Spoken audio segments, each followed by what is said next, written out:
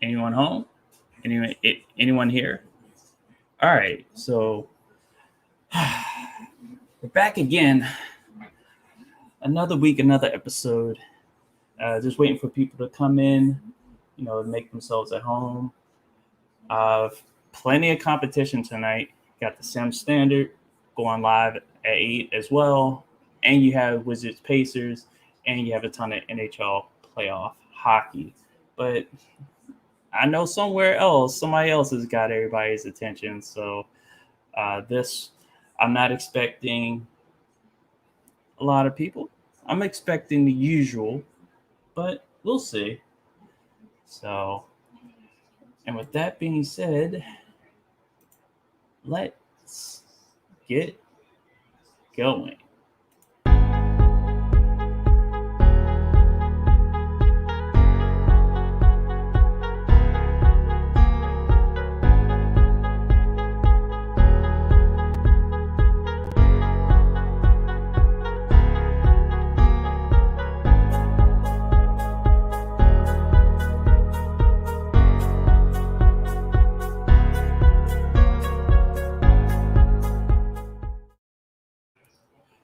Hey, what's up, everybody? It's your boy DJ81. Another episode. This is episode 28. We are almost done with season 3 of What the Fuck Just Happened, or WTF Just Happened. So we're here again, talking about anything, everything that pops up. We've had a lot go on in the sporting world, and really not a lot of people reporting on it. So I know last week was a sports themed episode, and we're continuing with that theme. And I think it's only appropriate because it's actually been on my mind for the last few weeks or something like that. But I'll open up with what I'm thinking about the ongoing conflict over Israel versus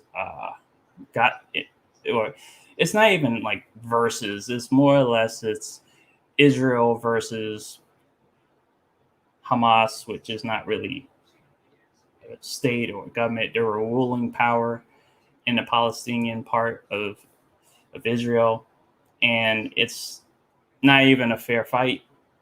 It's totally one-sided. But anyway, that being said, but I'll get to that in a second. I had to always take care of the admin.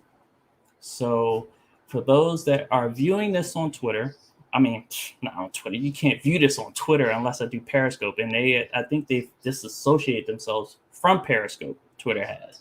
So if you're watching this on Twitch, I threw myself a curveball there. You can find me on YouTube at DJ81 or Derek Jordan. And if you're currently viewing on YouTube, you can find me over on Twitch at EVO325. I do a little bit of writing, and you can find those writings over on my blog site at dj81.org. And I think that's about it. Also, give a shout out to the guys over there at the Sports Reality, Jeremy Johns and Thaddeus Patrice, rocking and socking every week over there. I had a little bit of a surprise guest appearance on their podcast as of yesterday. And it was funny because I think between the three of us, we all experienced technical issues throughout our show. Theirs was Jeremy didn't, like, his picture froze and he had to shut down his computer, log back on and all that. And I jumped in and, the three of us wound up finishing.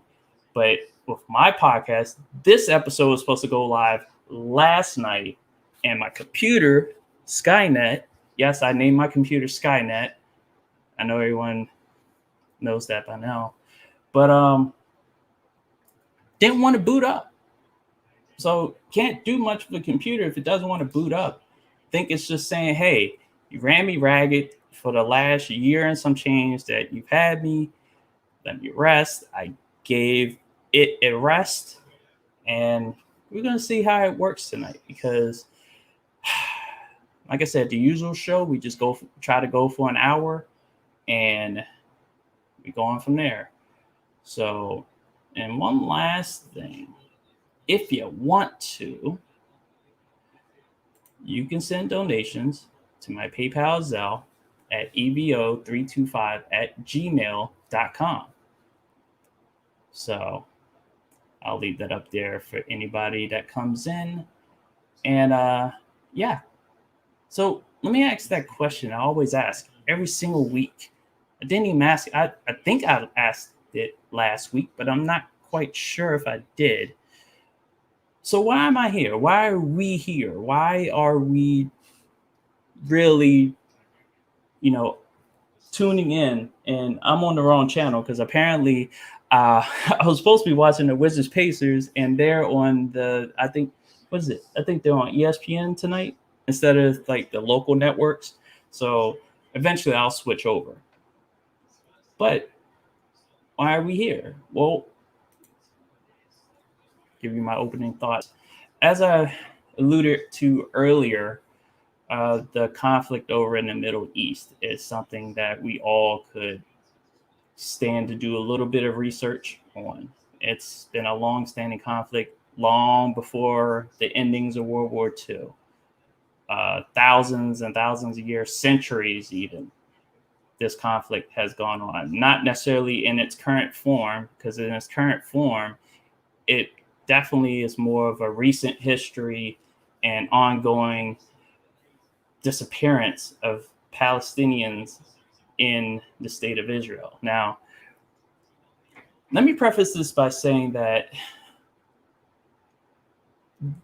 I don't side with either the Israeli government, because I can separate the Israeli government from the Israeli people, and I can separate Hamas from the rest of the Palestinian world, because Hamas is the current ruling party. I'm sure there was another named group before then that was, shooting rockets over to Israel. But, Israel has been bombing Gaza and other Palestinian areas at a higher pace and a higher death toll than what's being done to it. So I think a lot of the countries, they're either allied with Israel or have a bias towards the Palestinian nations, in particular Gaza. I think there's, what do you call it, the West Bank? Please forgive me if I'm not remembering all the names, because like I said earlier, everyone can stand a little bit of research, myself included. So that's why, honestly, I can't give you an outright solution to this. I can only talk about the side that's the heavy influencer, and that's here in the United States. That's the elephant in the room in this whole conflict. This country, through its government, has tried, the United States, through its government, has tried to broker peace and try to either bring about a two-state solution or whatever the alternatives have been. I don't think the United States is equipped to bring any type of neutrality into this. And it's just the mere fact that you can't stress neutrality, you can't, preach about ceasefire, peace in the Middle East, when you paying the motherfuckers to fund them, to eventually you're giving them money and weapons to do the damage that they're doing to the Palestinians. I completely understand when people in Gaza are looking at the United States and are like, fuck you guys.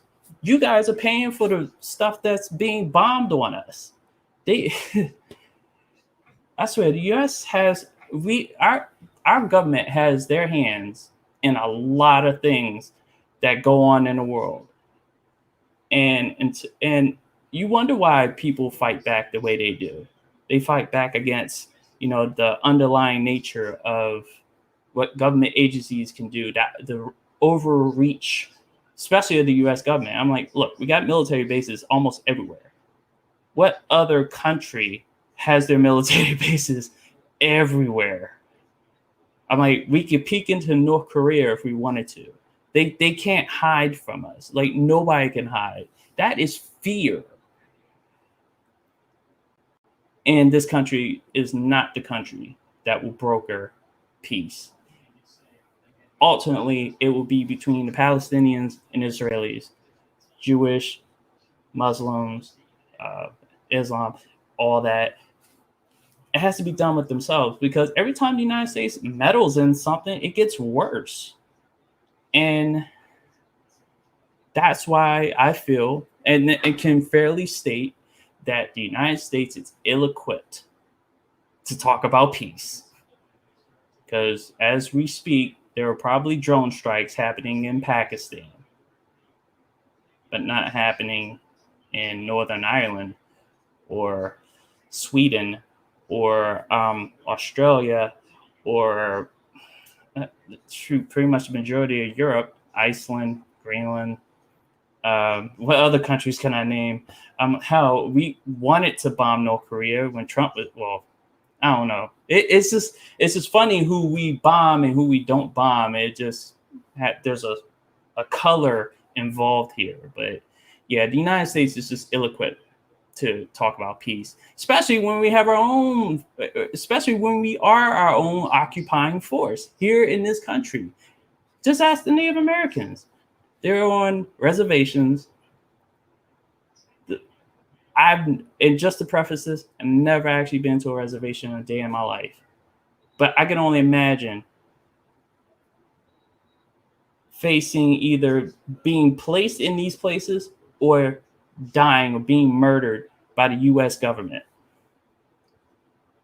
Those people are forced to, pretty much are forced to live because their land was taken by an occupying force, which is the United States of America. It's still an occupying force. This is another reason why the United States is ill-equipped to talk about neutrality. We take people from their own land, we bring them here to push other people off their land, and then we claim this is our land. No, it isn't. Coming up with songs that talking about this land is your land, this land is my land. This land wasn't even a lot of our lands. It was the Native Americans' land. All of it was Native Americans. Europeans were where they are. Africans, we were where we were. And what happened? Europeans was like, look, we don't want to work. We're gonna grab the Africans and we're gonna ship them to either South America, Central America, or North America, and they're gonna help us push everybody off their land so we can claim that this is our land. Once again, the United States is ill-equipped to talk about peace in the Middle East. Biden just agreed to a weapons deal just in the last few days, but then had the nerve. This is how it was sandwiched. In one instance, he pretty much said, "Hey, Israel has a right to defend itself." Then offers the meeting, because I think Ramadan just ended, offered a greeting this past Sunday, and then I hear news that just agreed to a weapons deal with Netanyahu to send weapons. Hey, what's up, Antonio? I see you. He says, "Hey, DJ. So thank you for stopping by." I was in the middle of an opening thought rant about what's going on in the Middle East. I feel like it needed its space, so that's what I'm doing now. And yeah, just to reiterate the fact that the United States is ill-equipped to talk about peace, especially with drone strikes, to talk about neutrality, and to talk about even a two-state solution. Because see what our two-state solution is doing. We have 50 states, and we have all this conflict going on right now. We have Native Americans on reservations that were carved out, with them facing death during their turn of the century or whatever, when their lands were being just taken away. They fought in defense of their land, and unfortunately they lost. And so again, the United States, this government is ill-equipped to broker peace in the Middle East. Those are my thoughts currently on the current conflict. And there was a ceasefire agreed to, so thank God. But we don't know how long that ceasefire is. And of course, when that ceasefire ends, because we all know it will end, the blame game is going to be thrown out there. Oh, it was Hamas who fired the rockets first. Oh, it was the IDF that fired their rockets first. It never ends. Somebody has to be the scapegoat. Somebody always has to be. Why can't just folks understand that you can't expect people to go peacefully when you take their land from them? That's not how this works. If somebody were to come in and try to take over my room, I will be fighting like hell. Like, if I didn't know this person's coming into my house trying to take my stuff, that person's gonna die. It's simple as that. I'm like, you're in my territory, but all of a sudden, oh no, we're claiming this for greater power or government or whatever. I'm like, the hell you are. So, all right, so we pretty much are going to open on that. And once again, okay, hold up. Let me get some news right here. Okay, when was this sent? All right, about 60 minutes past. Yeah, so again, I was going to have a guest here. Just waiting for him to show up. I tried this last week, and I spent last week just stalling my ass off. Hopefully, I don't have to wait as long this time. And you know what? It's funny. He popped up right as I ended the stream. So hopefully, he'll be here in a few. Says give him 10. So we can go on and talk about these topics. But how's everybody else doing? How are you guys doing? I understand there are 3 people watching right now. So how are you guys doing? Like, what's going on in your guys' world? I know it's getting hot as of late, and that's why I've been having issues with my computer. Hopefully it'll be nice to me tonight. And last, because I can't have these meltdowns, because the backup was going to be, oh, I'm going to have to hop on the mobile. And that would have been a different situation, because you wouldn't have seen his face. And I know you guys like seeing his face. It's questionable, but you guys do like seeing that face. You want to attach what the person is saying with a face. It's not what everyone tends to think when, like, oh, you just want to see another man's face or another woman's face. I'm like, no, I just want to see who I'm talking to. God damn it. That's why there's a video chat. Hey, what's up, Eagle Shades? He says I'm doing good. So that's good. Hopefully everyone's being safe and, being sound. Boy, but let's see. I'm just going to start off and say that sporting wise, these have been the worst 3 days of my fucking life. I'm going to tell you why. And they were in the form of memes, but I'm not going to show them because I'm trying to keep it simple tonight for my computer so it doesn't, yell at me. But what was it? Game 1? No, game 2. Game 2 of the Stanley Cup playoffs, Washington Capitals versus the Boston Bruins. Washington has a chance to clear the puck. Brendan dumbass Dillon decides, I'm just gonna shove the puck up the ice with no intention of it going cleanly to who it was intended to. It was like, I pray that this makes it out the zone. He pushes it. Doesn't really go anywhere. Picked off by a Boston defender. They play tic-tac-toe and they score and they win in overtime to even the series. Mishandling the puck. Then the next night, the Wizards, call them the Lizards after that, proceeded to shit the bed. And Coach Brooks did not adjust his team defense to stop Jason Tatum, who wound up scoring 50 points, 8 rebounds, 4 assists. Yes, the sports reality, I was only 3 rebounds off, but I didn't look at the whole stat line. So when I read those stats, I was pure. Well, everyone knows he scored 50, but the other stats, I was definitely just pulling it out of my ass, because I think that's what he usually does anyway, is around like between 5 to 8 rebounds. 10 is what I guess that's what he averages. But he got 8 rebounds, 4 assists, and that was that. And you would think that at some point you would either send a double team. Example. Current Gen 2K, which everyone keeps crying about. Oh, they send the double teams too early. Like there was one person I was talking to, and I'm not saying that person was crying, but I was on I guess Sim Gaming Network, but he goes by the name of Schneid. Shout out to him. I'm one of the mods on his channel, and he was streaming Next Gen 2K, and me and another person, Tonio, were having and Antonio, you probably saw the conversation play out. We were talking about Ace and how we were talking about that it doesn't just send double teams. There are things that Ace does in in 2K that sometimes people don't notice.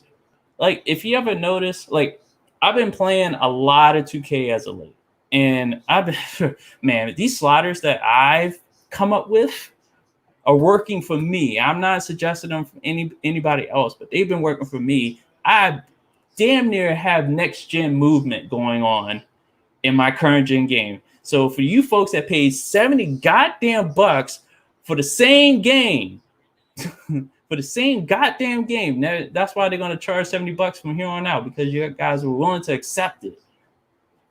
Some of y'all even thought that we were entitled as gamers, paying for a game for 60 bucks. But back to 2K. So I control the Washington Wizards. So I have Beal and Westbrook. Primarily, Beal is going to be the one that is going to get those double teams. So, and teams in real life, they do eventually send double teams. Scott OG, when he was working for 2K, which everyone knows he's working for EA. We don't know exactly in what exactly he's going to be doing. We know he's titled creative director, so we know that's pretty much the guy. But at 2K, he worked on the defensive aspect of the Ace, and boy, that game definitely needed a defensive overhaul in the early when he first got there. And what he did with that game defensively, folks crying about double teams now, because that game is so aggressive in trying to stop you. That's why on Next Gen, Zara was like, we're going to just relax the defense, because it was so good. But then, obviously, when Next Gen came out, according to Bills, the pick and roll was broken. Wonder how that happened. I guess when you pull back on things, stuff falls out. And, sometimes that tends to happen. All right, we got Kabliminane. They say, what is your double team slider? Let's see. You talking about help defense? I have it on stock as far as the help defense. I don't think there is a double. I have on the controller setting, I have set that and something else to manual. And then Complimentary is like, what's good? So apparently he must have let off with that first. Then he talked about, the help defense. Yeah, my help defense slider is on stock, and I'm on current gen. So, the one that's I believe is the better defensive game. But overall, like I said, I've been with Bradley Beal drawing the double teams. There are other things that Ace does that people don't notice. They see the double team, they don't see anything else. They don't see the denied defense when Beal doesn't have the ball. I see that. That's why a lot of counters, there's the system that 2K has that no one talks about anymore, the free flowing that helps, like that is predicated on a player IQ, like their basketball IQ. If they're being closely guarded, are they going to break to the basket if they're on a certain part of the court? Would it be better for them to receive the ball through a handoff since they're being closely guarded? You can kind of turn the handoff into an impromptu pick. There's the actual pick and roll defense that you have to deal with. It's not going to be the same every single time. I've encountered, there's pre-rotate on defense that occurs when you have a player who is about to catch fire, because Ace knows your player is about to catch fire. Why do you think everybody has a meter for their my player when a player is about to get hot? And then you get that little icon. And, in the past, it used to be call timeout. But what the Ace does, it not only may call timeout, because I kind of have an issue when they call timeout, but it's predicated on the takeover system. I will bet $1 million, not really, but I will bet $1 million that it's predicated on the takeover system, that coaches call timeout. But then you also have your bad stretches, because I saw Golden State, after not scoring the first 3 minutes, call timeout.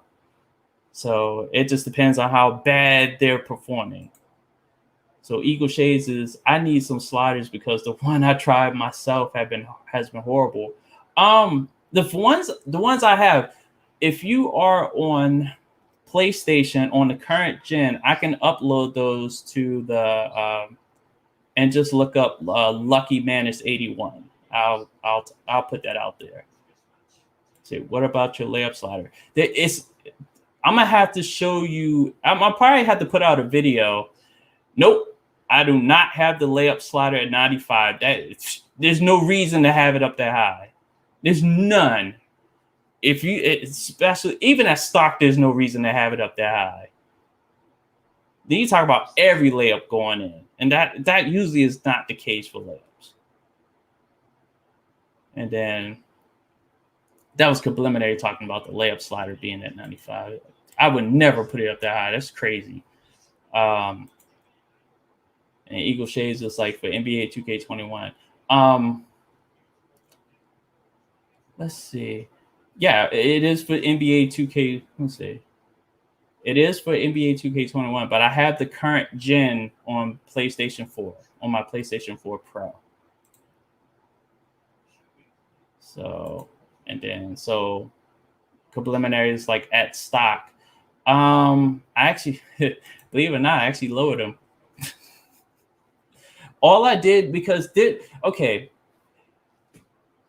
it's not going to be fair. I'm not going to be able to answer every single individual. I'm going to have to do a separate video on my sliders, because there's a combination of things. There's too many things that I've been testing out that it's not just one slider. It's never been just about one slider in this game. It's sliders in general. It's never just been about one game. Let's see. Preliminary says layup slider improves dribbling. That may be true, but I didn't have to do anything with it. I didn't have to do much with the layup slider to have better dribbling. But do you have the current gen or do you have the next gen? Because if you have the next gen, you kind of already have the better moving. Like, my whole thing has been about player movement, player interaction. The dribbling has been fine for me. Shooting has been getting better, but has been fine for me. Like I said, I'm just worried about player movement, interaction, and the fact that they have it at the lower speeds, players moving in mud. And the acceleration slider is the most important slider in the game. Helps you when people need to turn and react. It helps when people need to react once they get a pass. The acceleration, it actually across the board, not just in 2K, but also in NHL, the acceleration slider is important. Game speed. That's why next gen Madden has an advantage over current gen Madden. But either one, you can't control the game speed, but when you slow down the game speed, you can flush out a lot more animations than you can if the game's going 1,000 miles per hour. Who thought it was a good idea over at EA Sports? Well, of course, it's EA Sports. Who thought it was a good idea to take out the game speed slider? That was dumb. Clint, I'm holding you responsible because your ass been not talking to anybody. You only talk to people that agree with how the game is wholeheartedly without any critiques. At one point, you were talking about being a honorary NWO member, and now you're just whatever. But let's see. So preliminary is saying that what is acceleration 100? No, I don't have to put it up that high. I will make a separate video on it. I promise. Actually, no, I'm not going to promise that. I'm not going to put myself in a prison based on these questions. Let me say it. So I'll work on getting a video out to discuss my sliders. Until then, hold those questions. So when that video comes out, I will try to discuss as much as I can. I'll definitely have more time because, like I said, it's already been 30 minutes. And clearly, for a second week in a row, I'm stalling for my guest. That's all fun. But we're not going to wait any longer. Let's talk about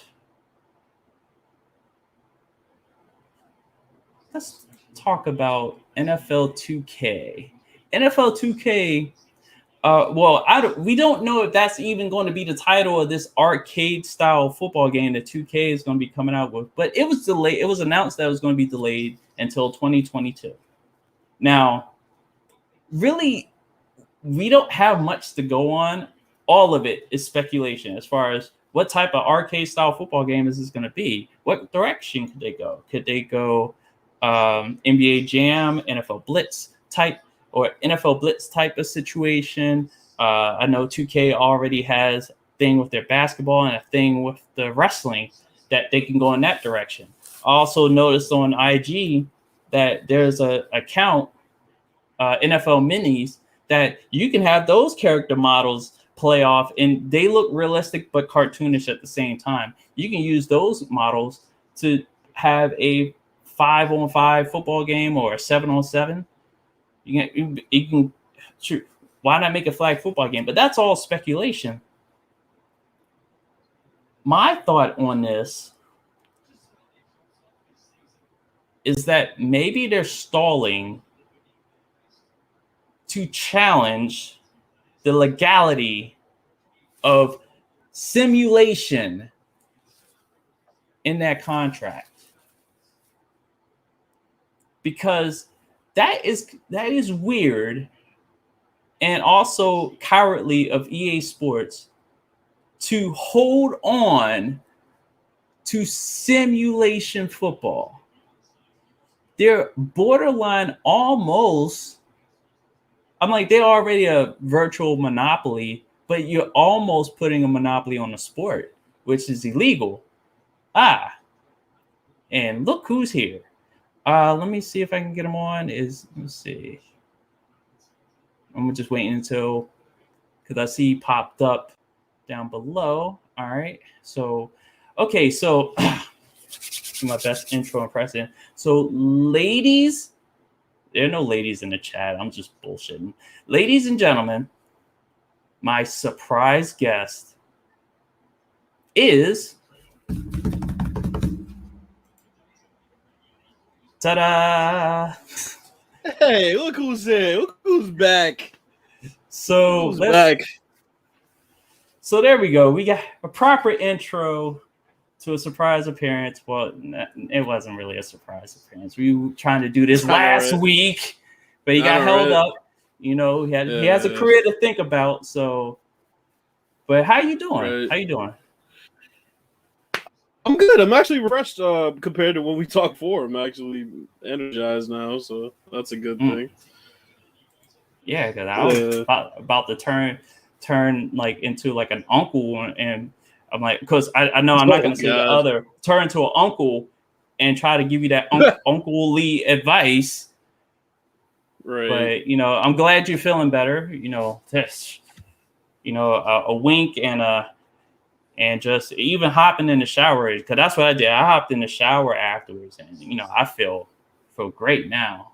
So wait a minute. Oh, good. I was gonna say, preliminary is like, he said, "Bill's AK, yes, I'm famous." Yeah, I'm like, hey, not yet. Not yet. He had that 15 We're getting minutes. there. He had that 15 minutes.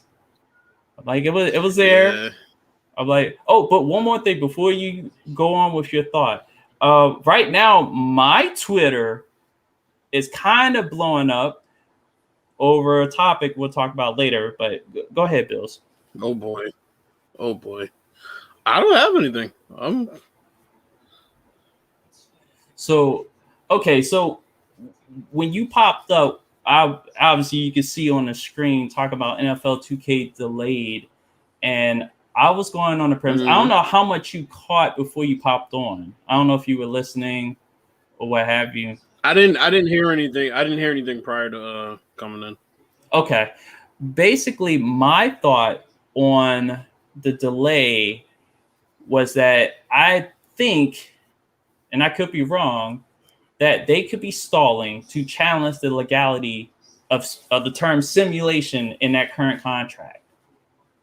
Because right now we have nothing, like we don't know what direction, arcade style direction that they're going to go in. And that was a question initially when it was announced that they could make a football game, but they can't make a simulation football game. And everybody and their mama chimed in like, why can't they make a simulation game? And the fact that EA Sports is just holding on to that term like so dearly, that just came to my conclusion that 2K may be. I don't have any sources. I'm not a hip hop gamer. I'm not doing that, and I'm just purely speculating, just like I was mentioning earlier. But I think they may be challenging the legality of the simulation, and if they win, it'll be a win for the rest of us because we'll have competition back fully. Bill's your thoughts.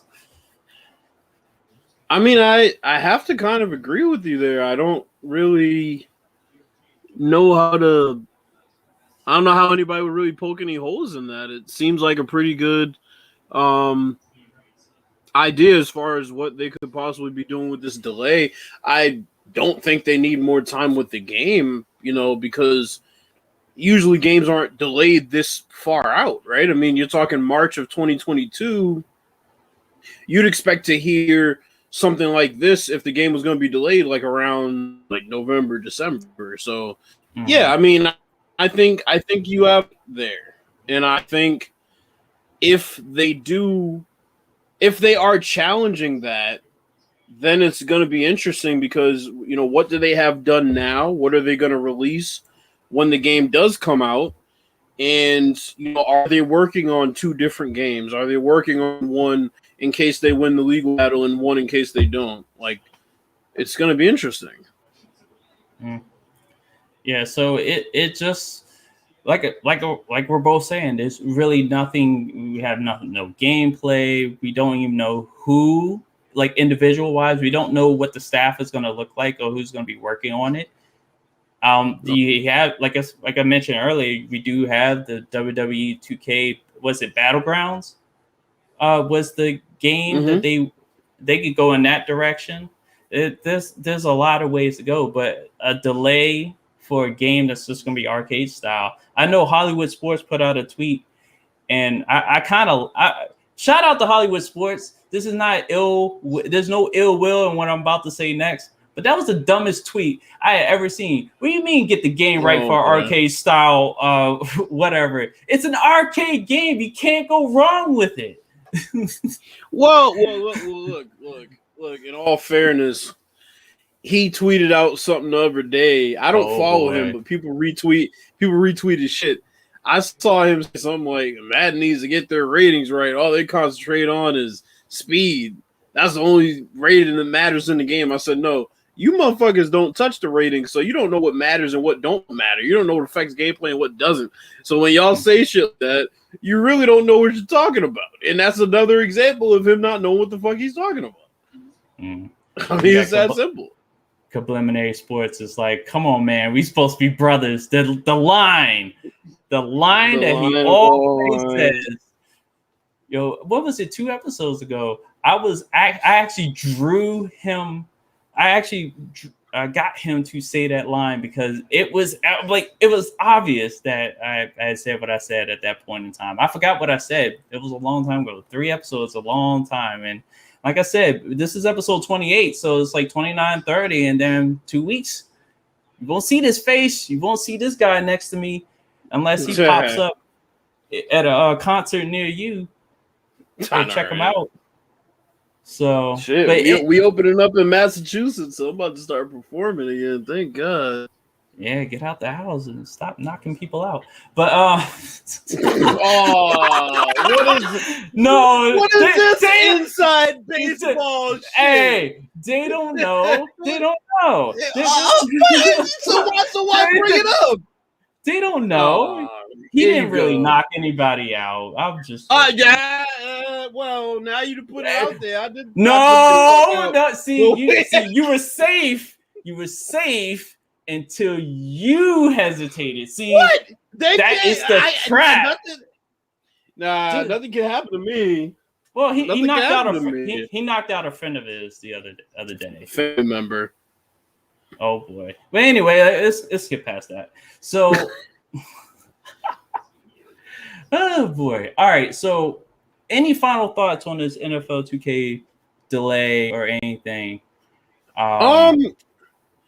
Look, I just want competition. We all know that. Mm-hmm.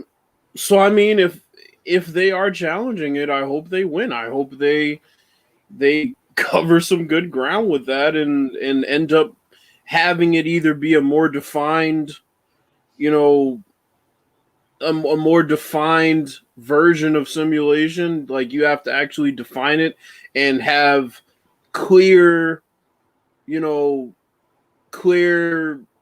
definitions of what you can and can't have in the game. Like that would be at the bare minimum what I would like to see come out of that if that's what they're doing.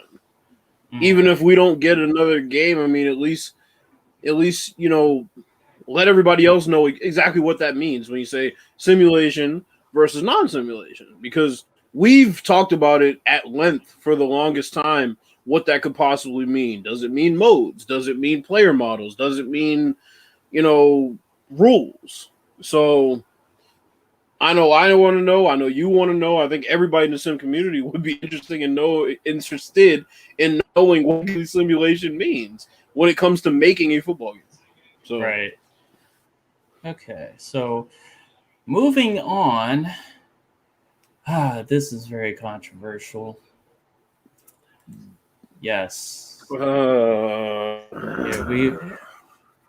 If you guys were a fly on the wall during our conversation, this is highly controversial. It is very much debatable. I will admit it's a very debatable subject about the format of the current NBA playoffs, even though it's temporary. So let me explain to everybody what the format is. So from standings, Eastern Conference, Western Conference standings, teams 7 through 10 battle it out for the final 2 playoff spots, which are the 7th and 8th playoff spots. So the 7 and 8 teams battle it out. The winner gets the 7th seed. So it could be the 8th seed, current 8th seed that wins and gets the 7th seed. Meanwhile, the loser goes into the loser's half of the bracket. But on the other half of that bracket is the 9 and 10 teams.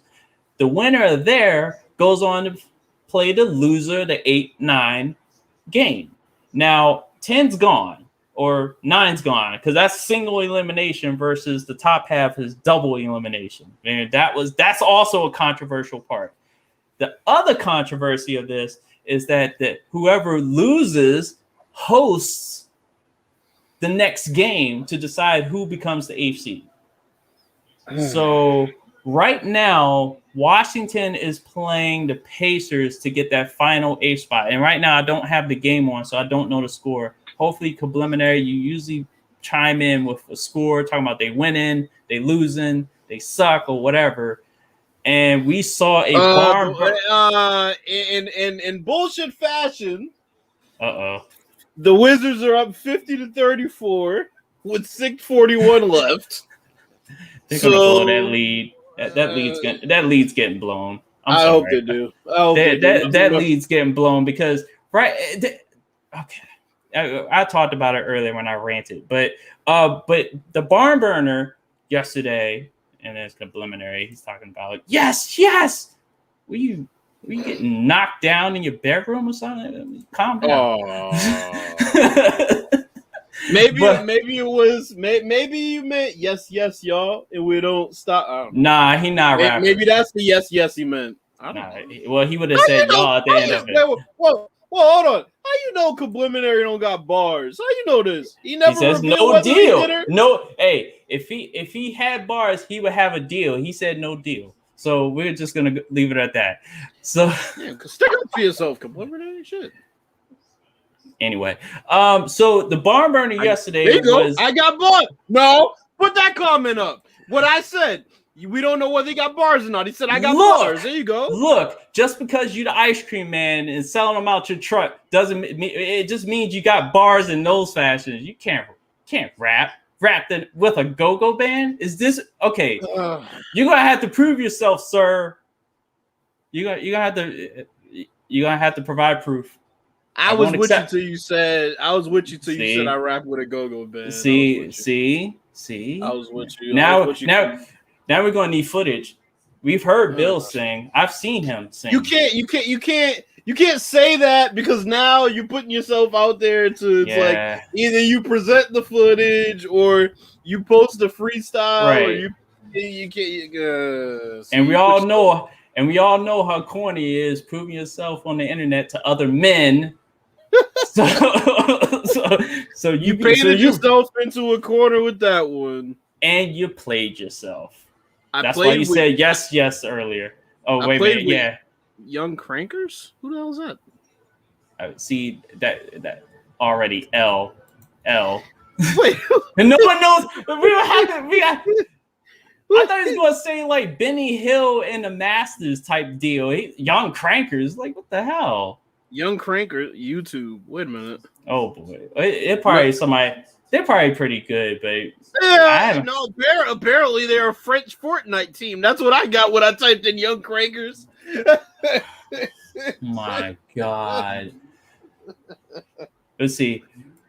The LOL in preliminary sports represent the two L's, the O in the middle.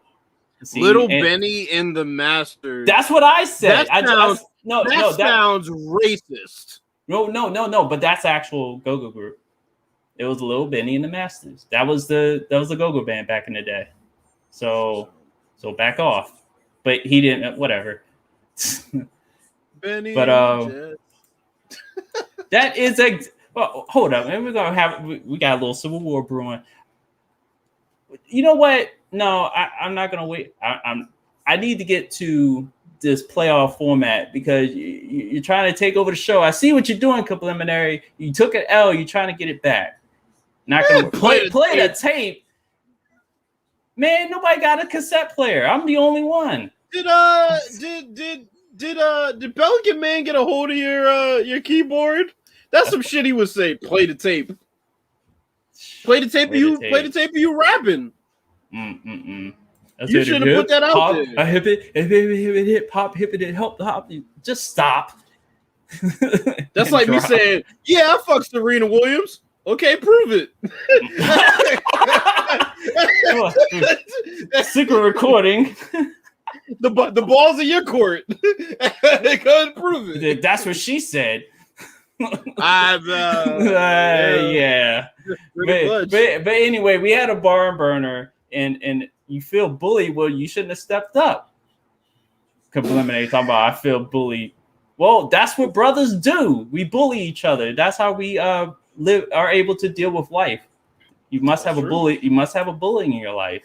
Yeah, if you can't adapt, you won't overcome. Adapt or perish. Triple H said that. Mm-hmm. He had a hammer after all that. He said, "I'll make you perish."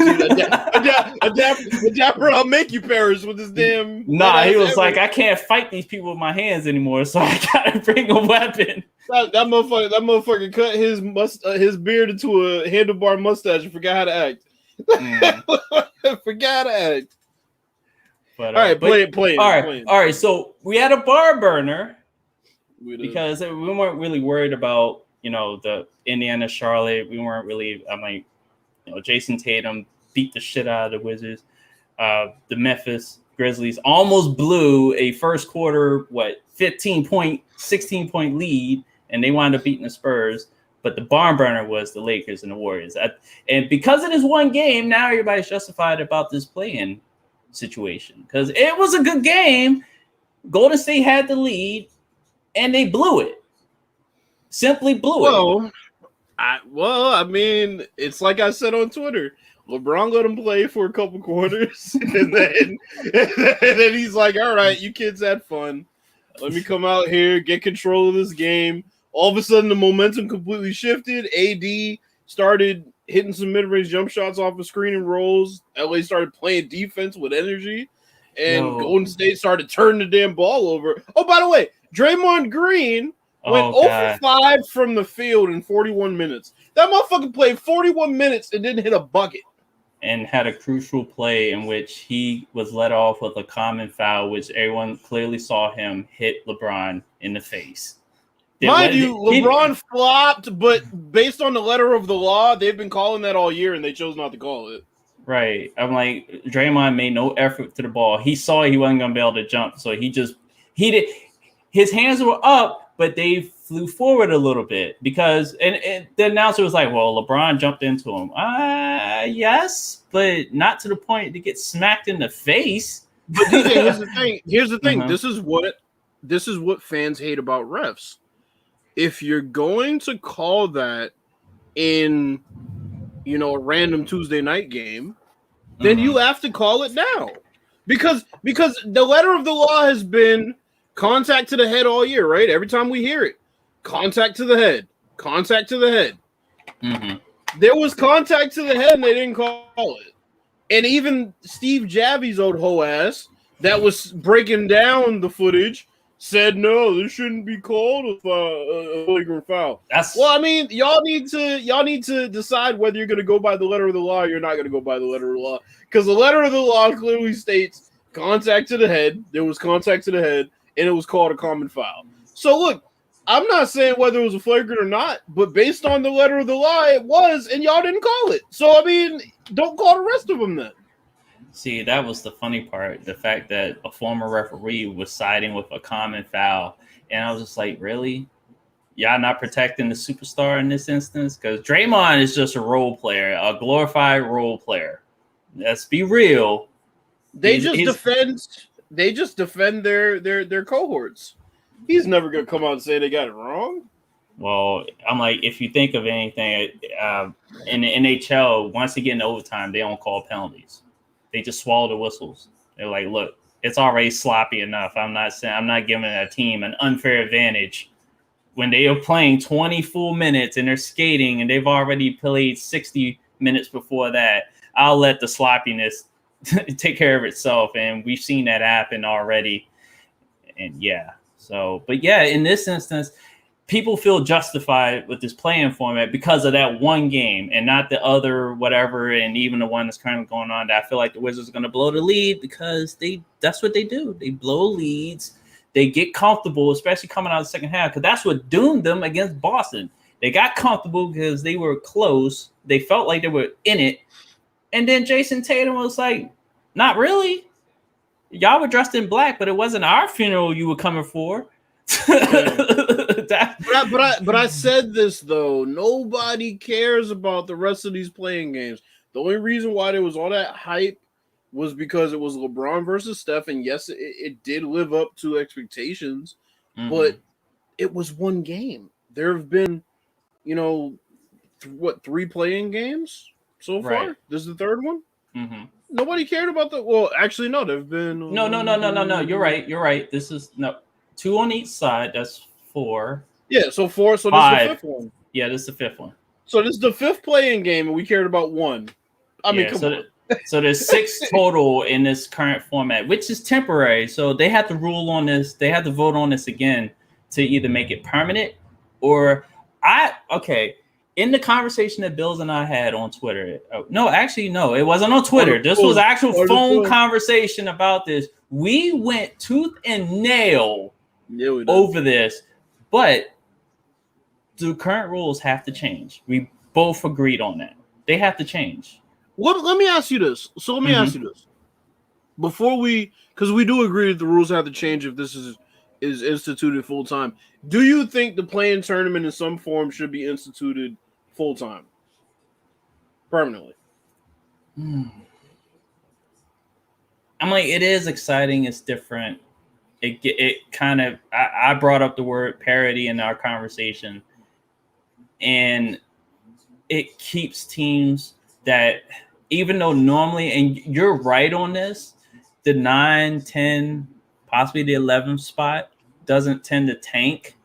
But obviously, the further down you go, the less quality you'll have potentially in the playoffs. But if you have teams that meet certain conditions in a competitive way, they should have the right, but not so far down, like probably not the 10th seed.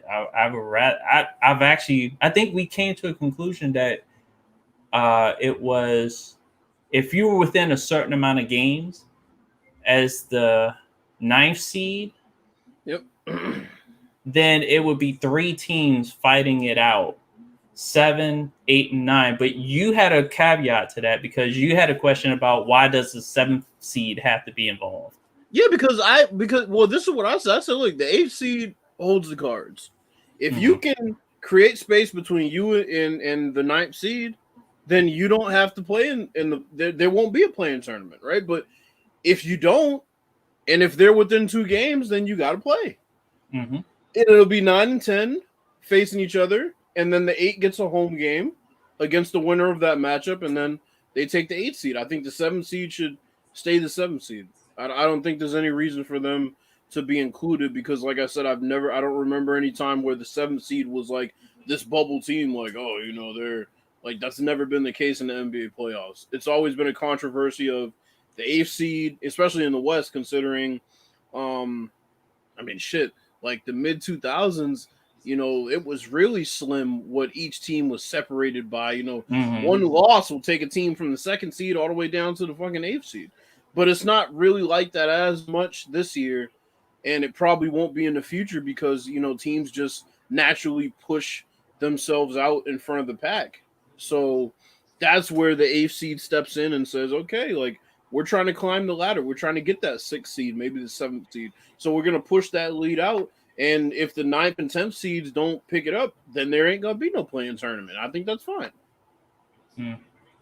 Because the thing about it is, here's the thing. Here's the question that I would have is, scheduling wise, with the playoffs, they kind of do it based on, okay, we know that these teams have made the playoffs, so now we'll make the proper accommodations.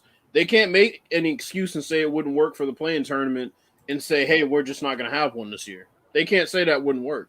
They're not planning these out in advance unless the league is as rigged as we claim it is. So that means if y'all don't make it in, y'all don't make it in. There ain't no play-in tournament. Boom. We have our 8 seeds and that's it. I mean, it would be that simple. It's just like some years, certain sports don't have Hall of Fames. They're like, nobody made the cut. I played a road to the show. Nobody made the Hall of Fame. So, I mean, it's how it goes. Yeah. So, I think one of our point of contentions was something that was more personal to us was the idea of a single elimination tournament versus a double elimination tournament, where in the play-in you kind of have both involved depending upon where you fall in this format. You're in the 9-10 spot. It's single elimination, win or go home. The 7th and 8th, it's double elimination. And this is the point where I'm like, let's say Bills and I were at like this bar or whatever, and we were intoxicated. This would have turned into a fight. This would have been a physical fight because he was trying to get me to break what I thought was a simple concept. Because I thought I figured out that, look, you just like single elimination over double tournament. That's why you rally against it. I'm the type that as long as it's fair, I don't care. But see, okay, in retrospect, I would have less of an issue with the double elimination if it was double elimination for everybody.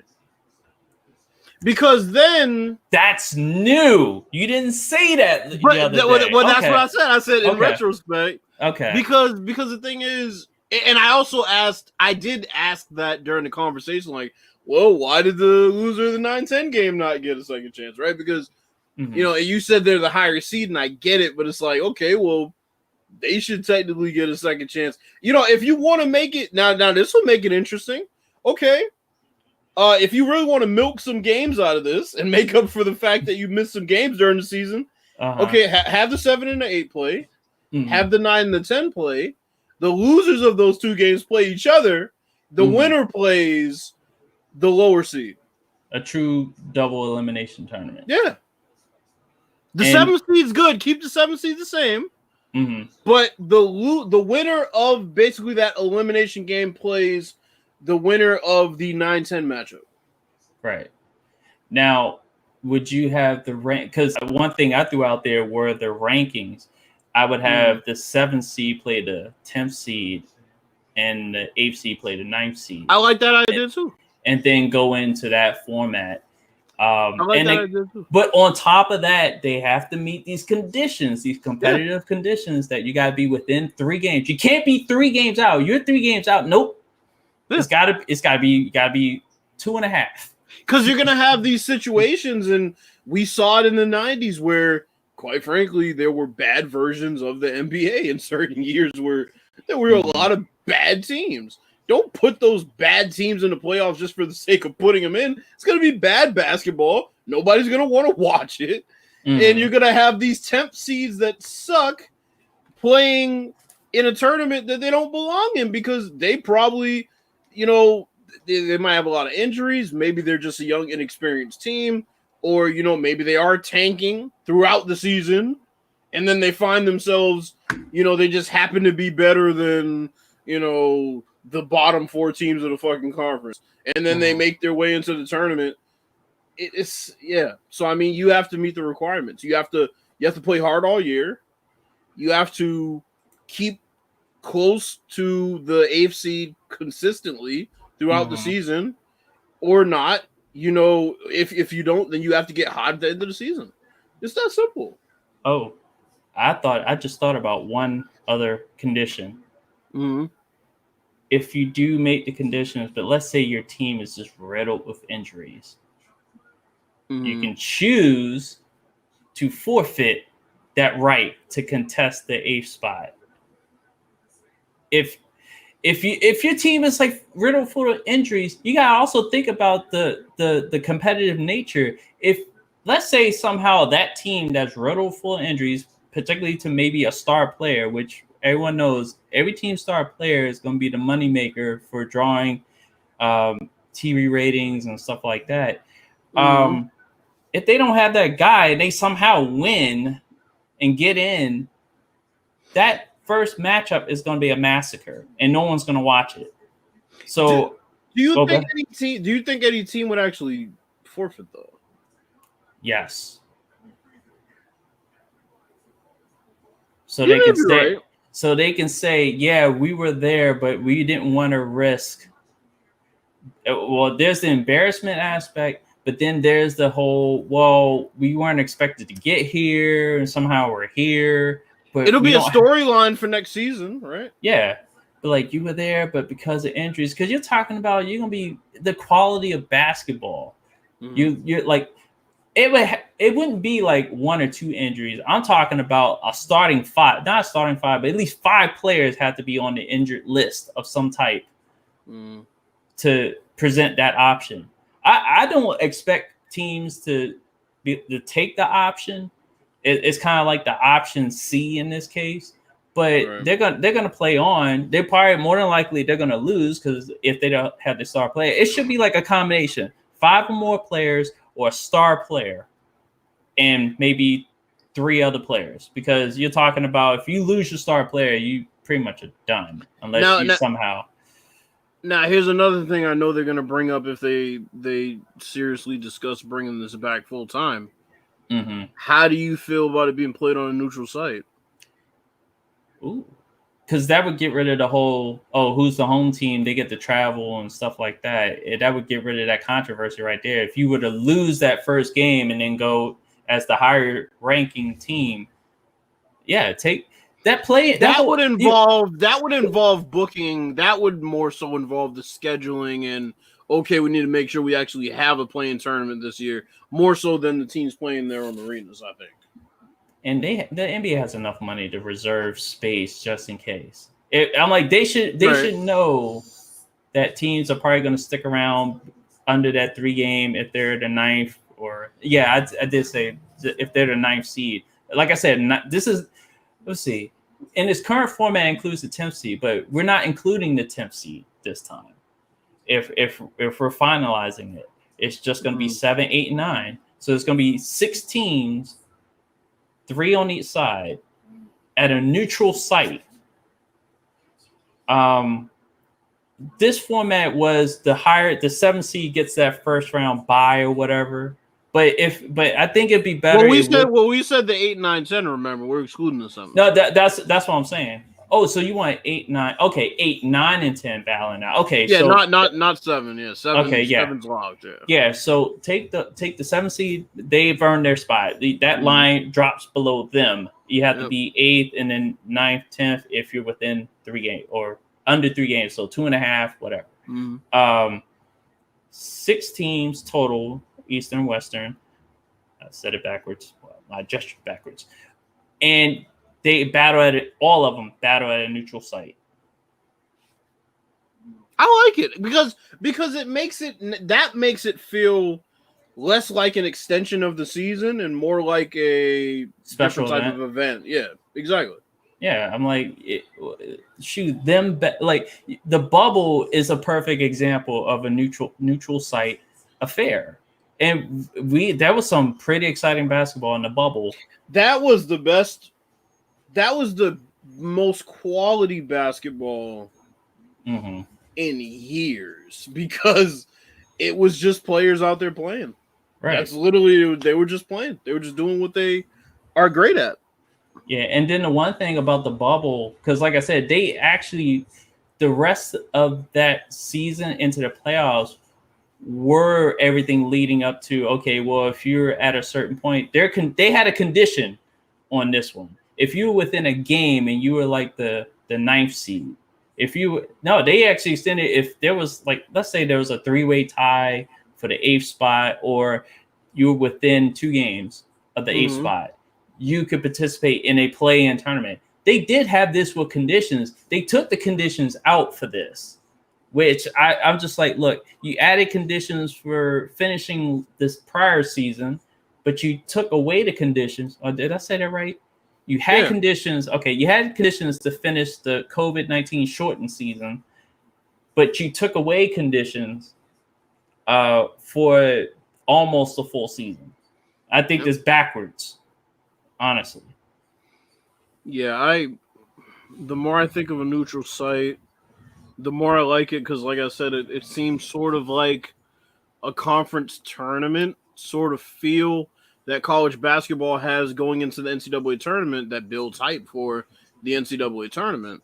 And the thing is, then what you can do is you can then featured these teams that maybe a lot of people don't watch because they're the 9 and 10 seeds of conferences. So because they don't make it on national TV a lot, now you can introduce the stars like Karl Anthony Towns and Anthony Edwards is young and D'Angelo Russell is young, and you can introduce Zion's going to be the poster boy for this tournament, right? And you can present it like the NCAA tournament except short term, right? And that would be cool because then coming out of it, now those teams get even more notoriety, especially if they play well. Players in that tournament are going to get even more notoriety. And then the team that's coming out of that tournament has momentum. Yeah, it's pretty good. All right, so I think another point of contention, and this part would be really brief. The reason why our conversation was so heated, or another reason why it was so heated, because LeBron James made a statement about the play-in tournament. This is stupid. Whoever thought about this should be fired. This is the part of the conversation that would have led to the physical altercation in a bar, intoxicated, because it's like we just had a situation in the NHL where an organization called out the head of player safety for this league, in regards to what happened with Tom Wilson, and the fact that he only got fined and was never suspended. Well, that whole team was fined $250,000. One of their players, what was it? I think the coach was fined, but then they also lost their president and GM. They were fired. Then eventually they fired the coach. It was a whole big fallout. One of their players in the following game, because remember the next game they tried to fight the Caps like 6 or 7 times. They lost 4 or 5 of those fights. The player that was originally the one getting punched in the shoulder is the one that tried to spear one of our players in the head, and he got fined and suspended. So, yeah, I was saying that LeBron James' situation was kind of like the Rangers, because it's like, okay, why didn't anything happen with LeBron that happened to a whole hockey team just within the last 2 weeks? So, and I was thinking that his anger or his comments should have been directed at Jeannie Buss, because she's one of there's 30 teams in the NBA, correct? Or is it 30? Okay. 30. They all voted for this format, even though it's temporary. They all voted for it. They all thought it was a good idea. We don't know who came up with this actual format with the conditions and the rules, the way they're set out. So without knowing who actually came up with this format, why don't you take it up with Jeannie Buss, James? I mean, look, we once again, we talked about this. We don't know if he did or not, but I agreed with what he said because I mean, I think it's true. It's a stupid fucking format. That's all I have to say about it. And I said it on Twitter. I made it clear on Twitter. I made it clear on Instagram. I think the format is utterly ridiculous. To include the 7th seed is probably the most egregious part of it to me. I don't know where they came up with that bright fucking idea. Well, we need 4 teams. No, you don't need 4 teams, you dipshit. You have an 8 seed who didn't do their job by creating enough space between them and the 9 and 10. So, yes, you give them a first-round bye in this play-in tournament. You let the 9 and the 10 fight it out because those are the teams that are, quote-unquote, on the bubble. And then the 8 seed plays. That's not rocket science. Like, oh, we need 4 teams. Get the fuck out of here. Yeah, I'm sitting there checking out the score. What is it? It looks like it's 66-52 Washington. And Washington looks like they're trying to play defense. Yep. Nope. Scramble for the ball. Somebody got fouled. All right, good. But yeah. So yeah, that pretty much sums up the play-in tournament situation. I'm like, I wish the teams, well, Charlotte and San Antonio are already out. We have the current game between the Pacers and the Wizards being figured out right now, and then tomorrow will be Golden State and Memphis. I hope Memphis wins. Just saying, team former grit, but I think they can put the clamps on Curry because, like I said, Curry was hot until they put the clamps on him. They put the clamps on him. Caruso put the clamps on him. Schroeder put the clamps on him. Dre Watson, your boy got clamped down. The last time we seen somebody get clamped down was when Curry scored only 14 points. Guess which team that was against? The Wizards. And we swept Golden State this year. So I don't want to hear anything about this. So, all right, go ahead. My question is, how do you think these 2 7 seeds fare in their respective matchups? The Celtics versus the Nets and the Lakers versus the Suns. The Lakers are, I believe, they said the first team since some year that is a 7 seed favorite against a 2 seed. Well, it makes sense. Well, with the Lakers, talent-wise, they got the Suns outmatched. The only reason the Lakers are where they're at is due to injuries. They were without AD and LeBron and it's funny because before they even had AD, remember LeBron was out with an injury, and it cost them pretty much the season. I think they missed the playoffs that year. This was before they won the championship. Real quick, just to indicate even more the fact that the star power was the reason why this play-in tournament got any type of recognition. The Lakers/Warriors play-in game last night drew an average audience of 5.6 million. It was the most watched NBA game on ESPN since the 2019 Western Conference Finals. Wow. Yeah. Everything was star power. Curry versus LeBron. And with the sideshow of AD, because there was nobody else on Golden State anybody was watching for. No. Yeah. Donovan Mitchell, they say he plans to play game 1 against, who would that be? Donovan Mitchell. I guess we're going to find out. Wait a minute. Donovan Mitchell's on Utah, right? Yeah, and they're the 1 seed, so they still are waiting to see who they play against. Gotcha. So, yeah, good luck to all those teams. Well, the remaining but what do you teams. think? I was gonna say, I was stating before that the reason why the Lakers are where they're at is due to injuries. It's just that's a fact. They technically were the 2 seed at one point, the 1 seed before everything started falling apart. So, right, that's gonna end. That game is gonna end. That series is gonna end in 5. Damn. I'm sorry. It's just that game's the series is gonna end in 5 because it's not like years ago when the Denver Nuggets upset the Seattle SuperSonics. This is nothing like that at all. This is completely different. This is a reigning, defending NBA championship squad that got better roster-wise, that dealt with some injuries in the season. These dudes are the best 7 seed ever. Remember, you are exactly. I've never seen a 7 seed like the Lakers. It's such a weird year in general. It's like technically probably Utah and LA should be flip-flopped if you think about it.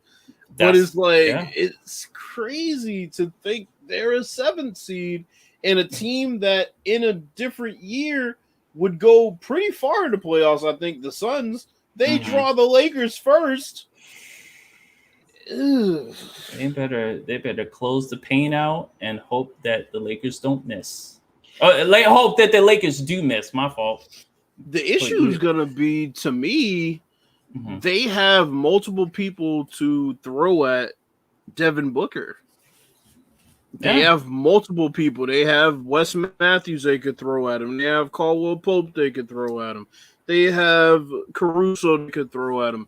And it's not to say that those guys are going to clamp him, but when you have multiple bodies that you can throw at a guy and not sacrifice anything offensively, that's a plus. So, and then obviously with Ayton, you have Montrezl Harrell who can guard him. You have Saul, who they're probably going to eventually play the playoffs. Right. They'll probably eventually he'll get some minutes. So, I mean, yeah, it's gonna be a tough one for Phoenix, especially if they drop one of those first two games at home. And then the Then that other, series will definitely end in 5. so and then in the Eastern Conference we have the Brooklyn Nets versus the Boston Celtics. That's gonna be, I think that's gonna be a good series, but it's gonna depend on how long that series goes. If it would be in Brooklyn's interest to end that series as early as possible.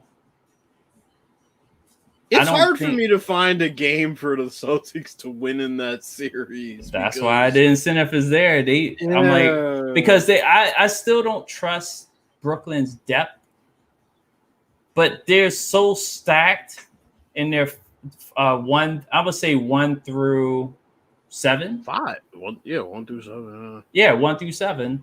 They just I, the Celtics just don't have enough offensive firepower to right. deal with a lot of teams in the Eastern Conference. Honestly, not just the Nets. I mean, Tatum and Kemba went off last night. I mean, not last night, the night before that. But I mean, how often do we expect Kemba to play like that anymore? Nah, It's going to be rare. And you also have to think about who they faced and what the coaching was, what type of coaching was involved in that game. You have Scott Brooks, who's watching the game. That's all he did, was watch the game. Because, like, I'm playing NBA 2K and I see something happening that I need to, minimize. I make adjustments. I call for a late double team just to, get them thinking. I may, pre-rotate if they're on the wing or on a pick and roll. I may call different type of pick and roll defense. I may send a double team. I didn't see any double teams being sent, one for Jason Tatum. And then in that Golden State game, I didn't see double teams being sent until it was too late for LeBron when he was being guarded by Wiggins. Washington sent double teams at Jason Tatum, but they were coming at weird times and they were coming at angles that didn't make sense because Jason Tatum was always going to shoot over his right shoulder on the left box. That's where he was going to shoot, and they'd bring it baseline, and all he'd have to do was turn and shoot. So I think that was weird. They did need to bring help, I think, earlier and make it obvious that they were bringing help and get the ball out of his hands at that point because he was flat out on fire. And then a lot of times Boston would get like Tatum on Beal, which is a favorable matchup. He can just shoot over Beal. Beal got that hamstring. He's not going to be able to explode so much, but Beal's not a shot blocker. He's not going to really provide much interference in a contest. Achimura, who's out there, who supposedly can guard 1 through 5. They had him on him a couple of times. It was kind of a stalemate between those two. But other than that, it just seemed like they weren't adjusting, and it just like the angles they're using, like you said, it just breeds poor preparation and not enough. Okay, I got you. And not enough film study provided by the coach, because I know Westbrook's going to be studying. That's it. He was getting on his players. He was getting on the rest of his teammates outside of Beal. So it's like, look, wake up, watch what's going on. You guys are not preparing for this game. It's like, a must win.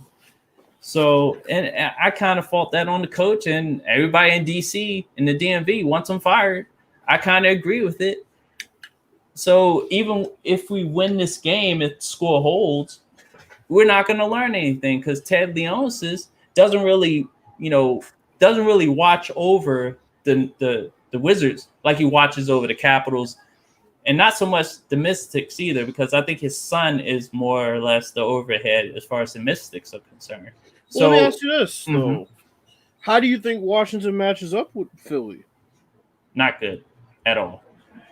There's too much length that Beal will have to deal with. Westbrook is not a consistent shooter, even at the mid-range. He's probably not going to manage one triple-double in that series because Bertans is cold. He's inconsistent. They can try to bring in Garrison Matthews. I don't know how much he's going to provide. Right now, Washington's spark is Ish Smith from that Boston game. But tonight, it seems like, I don't know, let's see. It's 81-62. So, and it's late. It's like midway in the third quarter.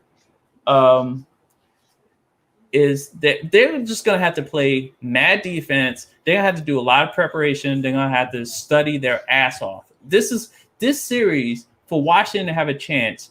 They gotta get their eyes on a lot of film. And, here's the issue, understand patterns. But here's the issue Philly's gonna face against every team that they face and they encounter.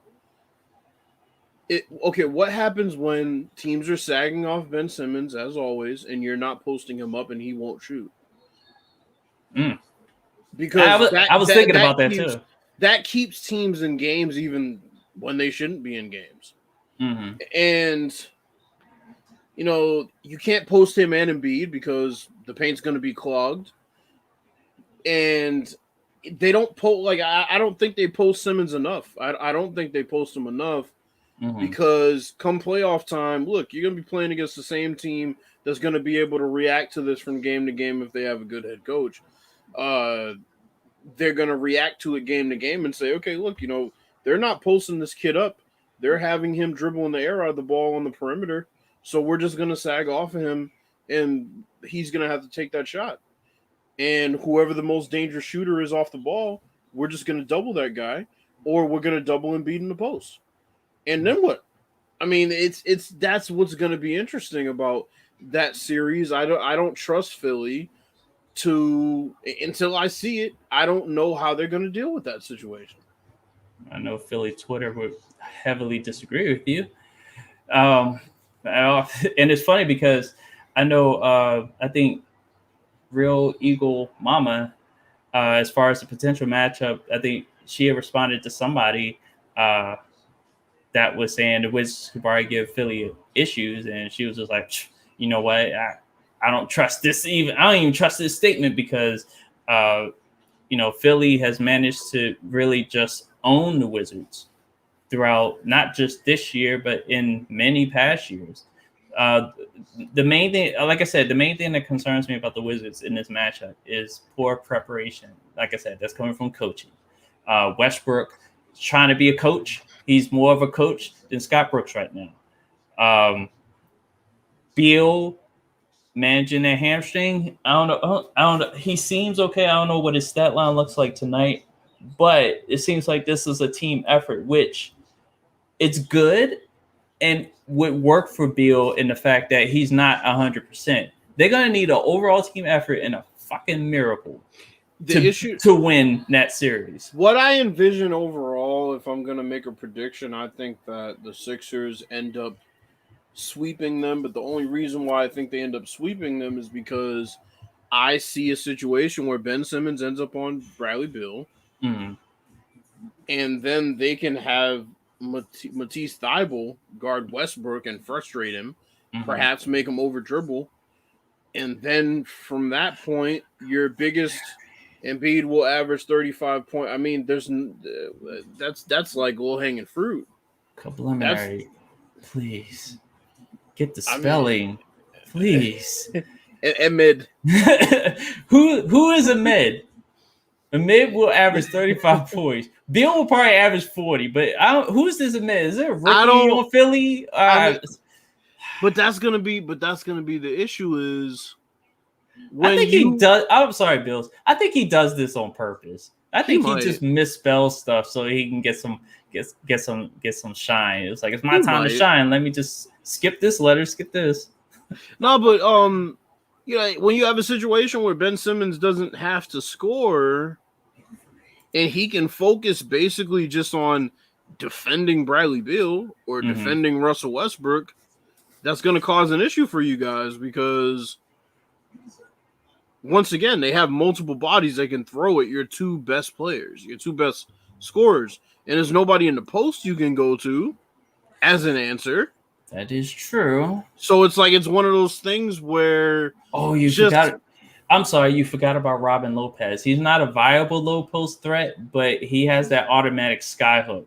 But the issue with him is going to be physicality. physicality with Embiid, because quite frankly, I don't think they're going to give him any of those foul calls that, another big, he would get them, elbows, and he's not going to get them against Embiid. Mm-hmm. They've made it a point this year to complain constantly about how Embiid's been officiated, and you're going to see it in the series that he's going to make it to the free throw line a lot if they try to get physical with him. Right. And then he's going to get physical with them, and he's going to physically dominate. And then that's when you start having your 40 and 15 games. But that's going to be the issue, is Ben Simmons guarding either Westbrook or Beal, and Matisse Thybulle taking the other, and Danny Green taking. I mean, come on, it's like I forgot about Danny Green until just now. It's like they have so many guys they can throw at your perimeter players. That's why I say that they can beat the Nets if the Nets make it past the Bucks the round after this, because they have guys that can match up against all of the Nets scorers. They have depth off the bench, and it's just, I don't think they bear down enough defensively to the point where it's like, okay, for one game, we're going to shut down Embiid. And DeAndre Jordan is not that defender, one-on-one defender, to shut down Embiid. He's more of a help. But even during his prime, DeAndre was more of a help guy. He was a great help defender, a great rim protector, one-on-one defender. So I don't know, man. It's going to be an interesting playoffs. I don't see the Nets having any trouble with Boston, but the next round, I think, and on is when they're going to have their trouble. Right. I think you should watch out for that 3-6 matchup with Milwaukee as well. Milwaukee and Miami. That's going to be interesting. Again, a rematch. Even though Oladipo's injured, but Miami, they got the defending Eastern Conference champions. And Duncan Robinson all of a sudden fancies himself as a defender. So I mean, it's gonna be interesting. It's gonna be very interesting. I think the Bucks come out of the East, but we'll see. I think you get a Bucks in Lakers finals if I was a betting man. Right. So yeah, it's going to be an interesting playoffs overall. They do need to make changes to their play-in. There's no doubt about that. And LeBron should have still been fined for his comments, because you don't make comments against the Shield. And again, you've seen a whole goddamn hockey team get fined $250,000 and then lose several fights almost the next night later. So you can't be doing that. I don't care if you're the star of the league or if you're the bum of the league. And speaking of bum of the league, our next topic, Bills, you probably know where I'm going with this. Oh, boy. Boy. Yeah, it is correct. Do you like the real quick, I want to complimentary said, do you like the Mavs over the Clippers? That's an interesting one, right? Because, last year you had Porzingis miss the game 7. The Mavericks took them 7 in the bubble environment, fine, but took them 7. Doncic dominated in that series, and they tried PG and Kawhi on him both. So, do I like the Mavs over the Clippers? I'm not inclined to go with that upset, but I wouldn't be surprised, because the Clippers pick and choose when they want to show up and play. But that's not PG that picks and chooses when he decides to play. He just doesn't play well for some reason. I'm saying the Clippers as a team. Well, no, I got you. Yeah, when they want to defend and when they want to move the ball and when they want to give effort, it's like, and then Doc Rivers ain't there anymore to chew him out. Well, Rondo is the point guard now for the Clippers, right? So I figure he can keep them in line, and keep that team together. I don't think he'll smack the fuck out of somebody. He can try, but I mean, it'll be just one person. It would be just PG that he smacks. But they're not gonna respond to that. Probably smack 35 points into him, just crossfade. I just scored 35 points because my shooting slump is over with because Rondo handled the business. These are the same clowns that I saw give up a crazy lead against Denver, and Denver came back and beat them. And I called the upset last year against Dallas, and Dallas almost won it. So, but I'm not gonna pick it this year. I think Porzingis is gonna be a factor though, and I wouldn't be surprised, but I'm not inclined to pick it. I think we might get an LA versus LA finals. I don't think it's gonna be Clippers versus Lakers. I don't even have the full bracket in front of me, but I don't think it's gonna be Clippers versus Lakers in the Western Conference Finals. It seems like Beal is just going off right now because he has this swag to him right now, but they're also up by and dumbass passing. Shit, Washington teams carelessly handling the ball. Them motherfuckers up by 30. That's what I'm saying, but still, you can't be careless with the ball. It's been an ongoing theme with Washington teams. Because of careless passing, Washington lost both overtime games, Game 2 and Game 3. I have a meme for it. You guys go check it out on Twitter. Speaking of Twitter, I had a banner prepared. If you want to go check out Bill's Twitter, there it is right there. Check him out, JMBMJ at Twitter. If you want to get at him, if you got any smoke, because the next topic is all about the smoke. Oops, I forgot I just named the podcast. I'm gonna let you take this one. I don't got nothing to say about this. Yeah, Bill's choosing to avoid the smoke. Scrub ass nigga. Got nothing to say about this fucking. I'm so done with this situation now. So and this is a ongoing, very dynamic and constantly refreshed situation going on with Kwame Brown versus the world, because this man has 20 years of material that, since I don't know what day this really started because on All the Smoke podcast, which is featuring a former basketball player, Steven Jackson and Matt Barnes, and they had Gilbert Arenas on the show. And they were taught, and they got to a certain point. I didn't watch the whole show, but they got to a certain point where Kwame Brown name came up, and the usual jokes, he was a bust, and blah, blah, blah, blah, blah, it came up. And I think Gilbert had some poignant things to say. And I think after all this time of hearing all that, Kwame Brown just went off. Now, I'm not going to say the man is snapped. I'm not going to try to go after his character or anything. That's, I actually don't see that at all. I think we all reach our breaking point. We're tired of people talking about me. Like, if I spent 20 years, and trust me, I have the same demeanor as what we all saw from Kwame Brown. Seemed quiet, not bothering anybody, whatever. But when somebody's constantly bringing your name up for how many years and saying the same shit over and over again, and I just happen to know some things about the people that are talking all this shit and not really talking to me about it, eventually I'm going to reach a point where, like, you know what? I'm tired of them talking about me. Fuck this. That's where Kwame Brown is, especially with Gilbert talking with his, incidents. So Kwame Brown has a list. It's like Chris Jericho's list for those that followed him in WWE and kind of in AEW, where he kind of brought out the list. But he has this long list of people, and this list, people get added onto the list. Like, you talk shit about me? Guess what? You know what happens when people talk shit about me? Repeatedly, and have nothing to say. You know what happens to them? You know exactly what happens to them. They wind up on the list.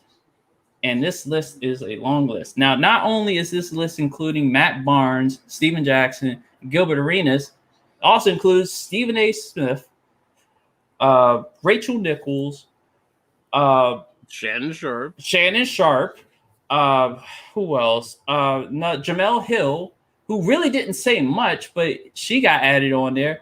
Charlemagne the God. So now we're going into the entertainment realm where a former snitch is added onto the list. The whole Breakfast Club the show is on the list. Who else was thrown in there? God, the dude that does Pardon the Interruption, Kelvin Wilborn, added to the list. No, Michael Wilborn, my fault. Michael Wilborn added to the list.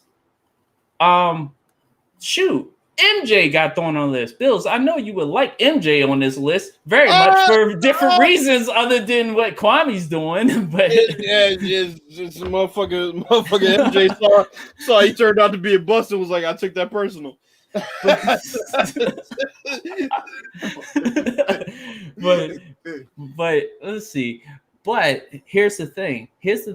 Okay, there's all that smoke that's going on, but what was missed, and even Kwame brought it up again in recent live streams, because he's been live streaming on YouTube. He's had a YouTube channel for a little bit. So yeah, before this, nobody gave a fuck. Right. So for this, before everything popped off, his last video was 7 months ago. Last video he did upload 7 months ago.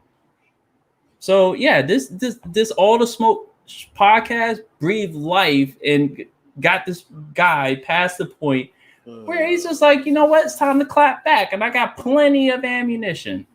But the thing that was missed was that Kwame Brown brought up a notion about being drafted by MJ and the Wizards.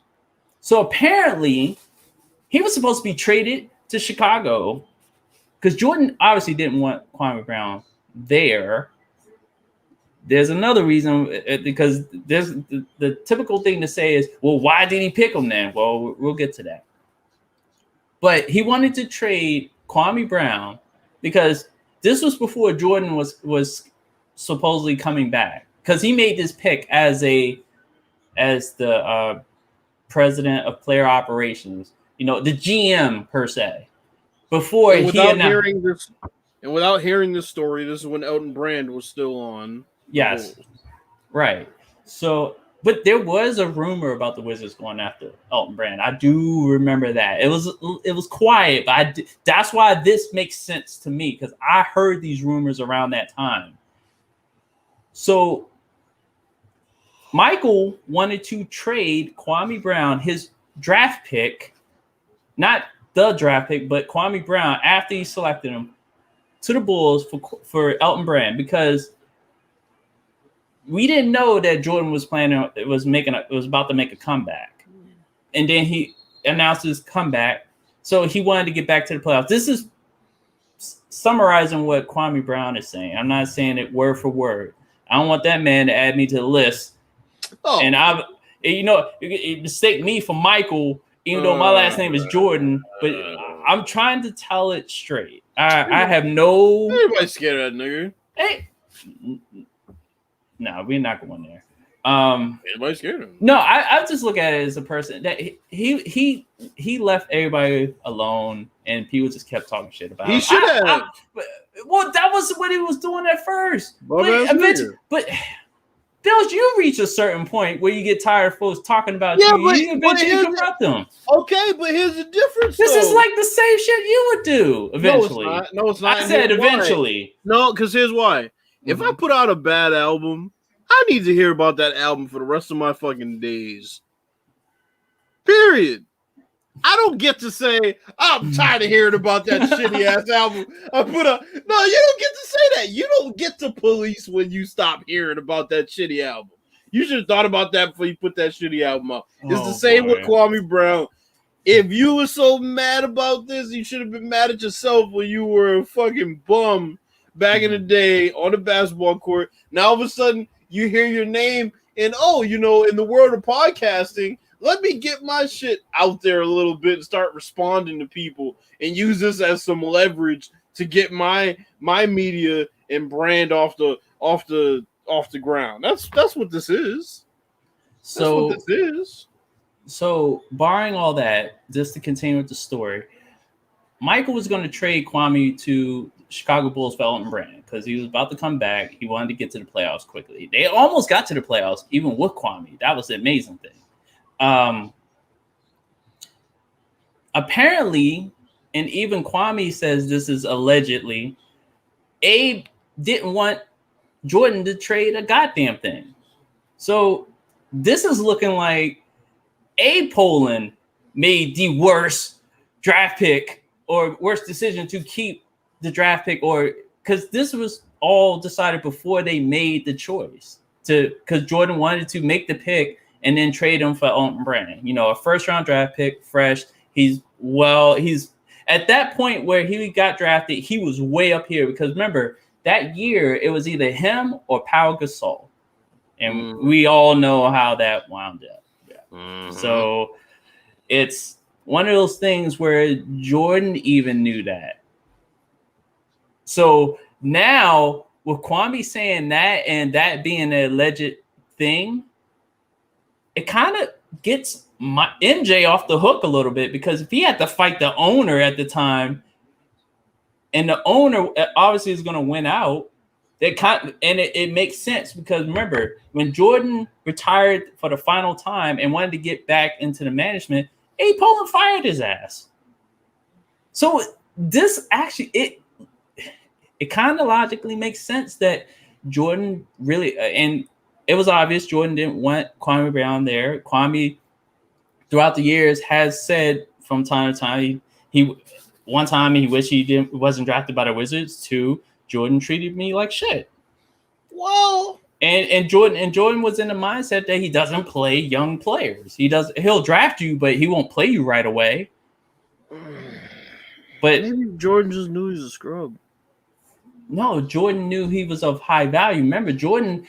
The thing about MJ, he was of high value when he was drafted. That's what we're talking about. We're talking about the fact that MJ, like shit. I'm talking about that part. Well, because he knew he was a damn scrub.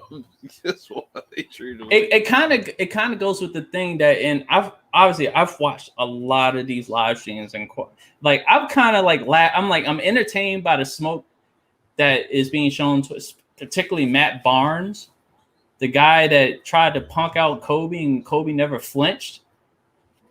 But that's another conversation. But it's one of those things that Kwame kept talking about. It was like, what company makes fun or tarnishes or they talk negatively about their own product? Like, we know EA Sports with Madden won't talk negatively about their product. I'm like, we all have our reasons to say the game is negative for whatever reason. Some of us have a reason to think it's positive or a good product. But what company is going to talk bad about their own product? Hell, even Cyberpunk didn't talk negatively and critically about their own product. They're just like, oh, yeah, we're just going to release a patch. But they didn't say that when the game was broken before it was released. Yeah, those zero self-deprecation from them folks. So it made sense of how the feeling, and plus we all saw The Last Dance. We know how Michael Jordan is. He's not nice. He never was. He shouldn't be nice to Kwame Brown's bum ass.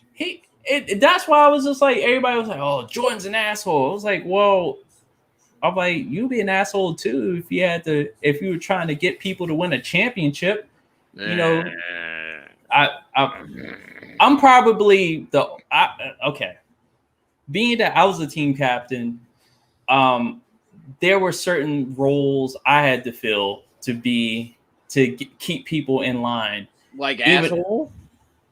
Well, there's a way to do stuff and keep people in line and be like non-flexible to keep people in line without being an asshole. But but here's the thing, I damn near got to that point. Even talking about as a kid, 13, 14 years old, being a team captain of a squad that I really didn't think I was going to be a team captain. So to be put in a role that I didn't see myself in, and to like go from, oh, I'm just playing along and, you know, I'm showing that I'm one of the top players on the team, to all of a sudden getting that phone call from my baseball coach saying, and it was one of those type of conversations like, you're our best player, you're our team captain, you got to lead us. I'm like, as a 13-year-old, who gets told that? You change. Your mentality does change. I went from happy-go-lucky to being the one that has to know every goddamn thing, knowing every situation, knowing and communicating constantly, shouting out, barking directions. Right. If you heard me on the field, you would have felt like it would have felt like I was being an asshole. I was just telling simple directions. Hey, it's 2 outs. Nobody's on. Where's the play going to? I literally would ask questions to everybody on the field. But these were like simple things, and I was barking them out. You hear that enough, you would think I was being an asshole as a 13-year-old. But you do it for a reason. Keep people in the know. We gotta keep the whatever going. But that's on a side note. But Kwame Brown definitely let's see, hold up. I just see that Eagles says Eagles says that Shay said that he said that God damn, I can't read tonight. I'm starting to turn to VF. All right, so he said that he reached out. Wow, no wonder I can't read that. This grammar, please. He said that he reached out to them to talk to them about what they were saying, but they didn't want to listen to him. Yeah, in that exchange between the members, because there's only, I think it's just the 2 members, Matt Barnes and Steven Jackson and Kwame Brown. Now, Matt Barnes actually has gotten to the point where he's challenged this man to a fight in Atlanta. Matt Barnes don't want any of these problems.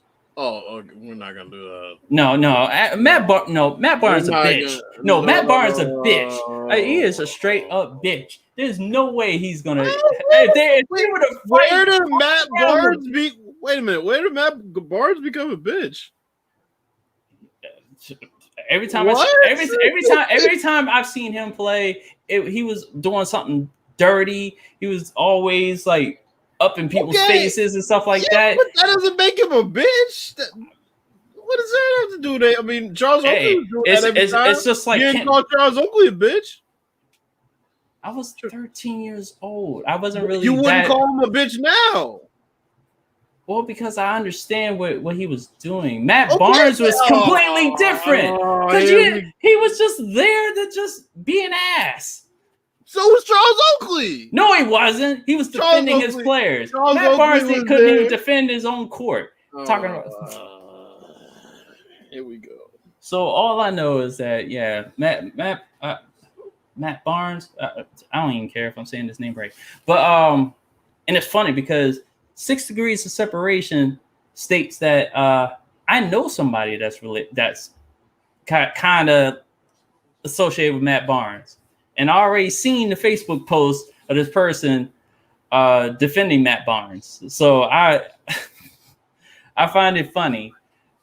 And everything that Kwame Brown is saying about Matt Barnes, obviously from the outside looking in, I can't confirm any of these things, but it's just hilarious to hear the jokes fly. And then that Matt Barnes, when he claps back, his clapbacks are weak. They are weak as fuck. A little Freudian slip about inviting him to his, you know what? That's weak. It's whack at the same time. Wait, what? You know what? What did he invite him to his dick? Yeah, that's exactly what he said. That nigga's a bitch.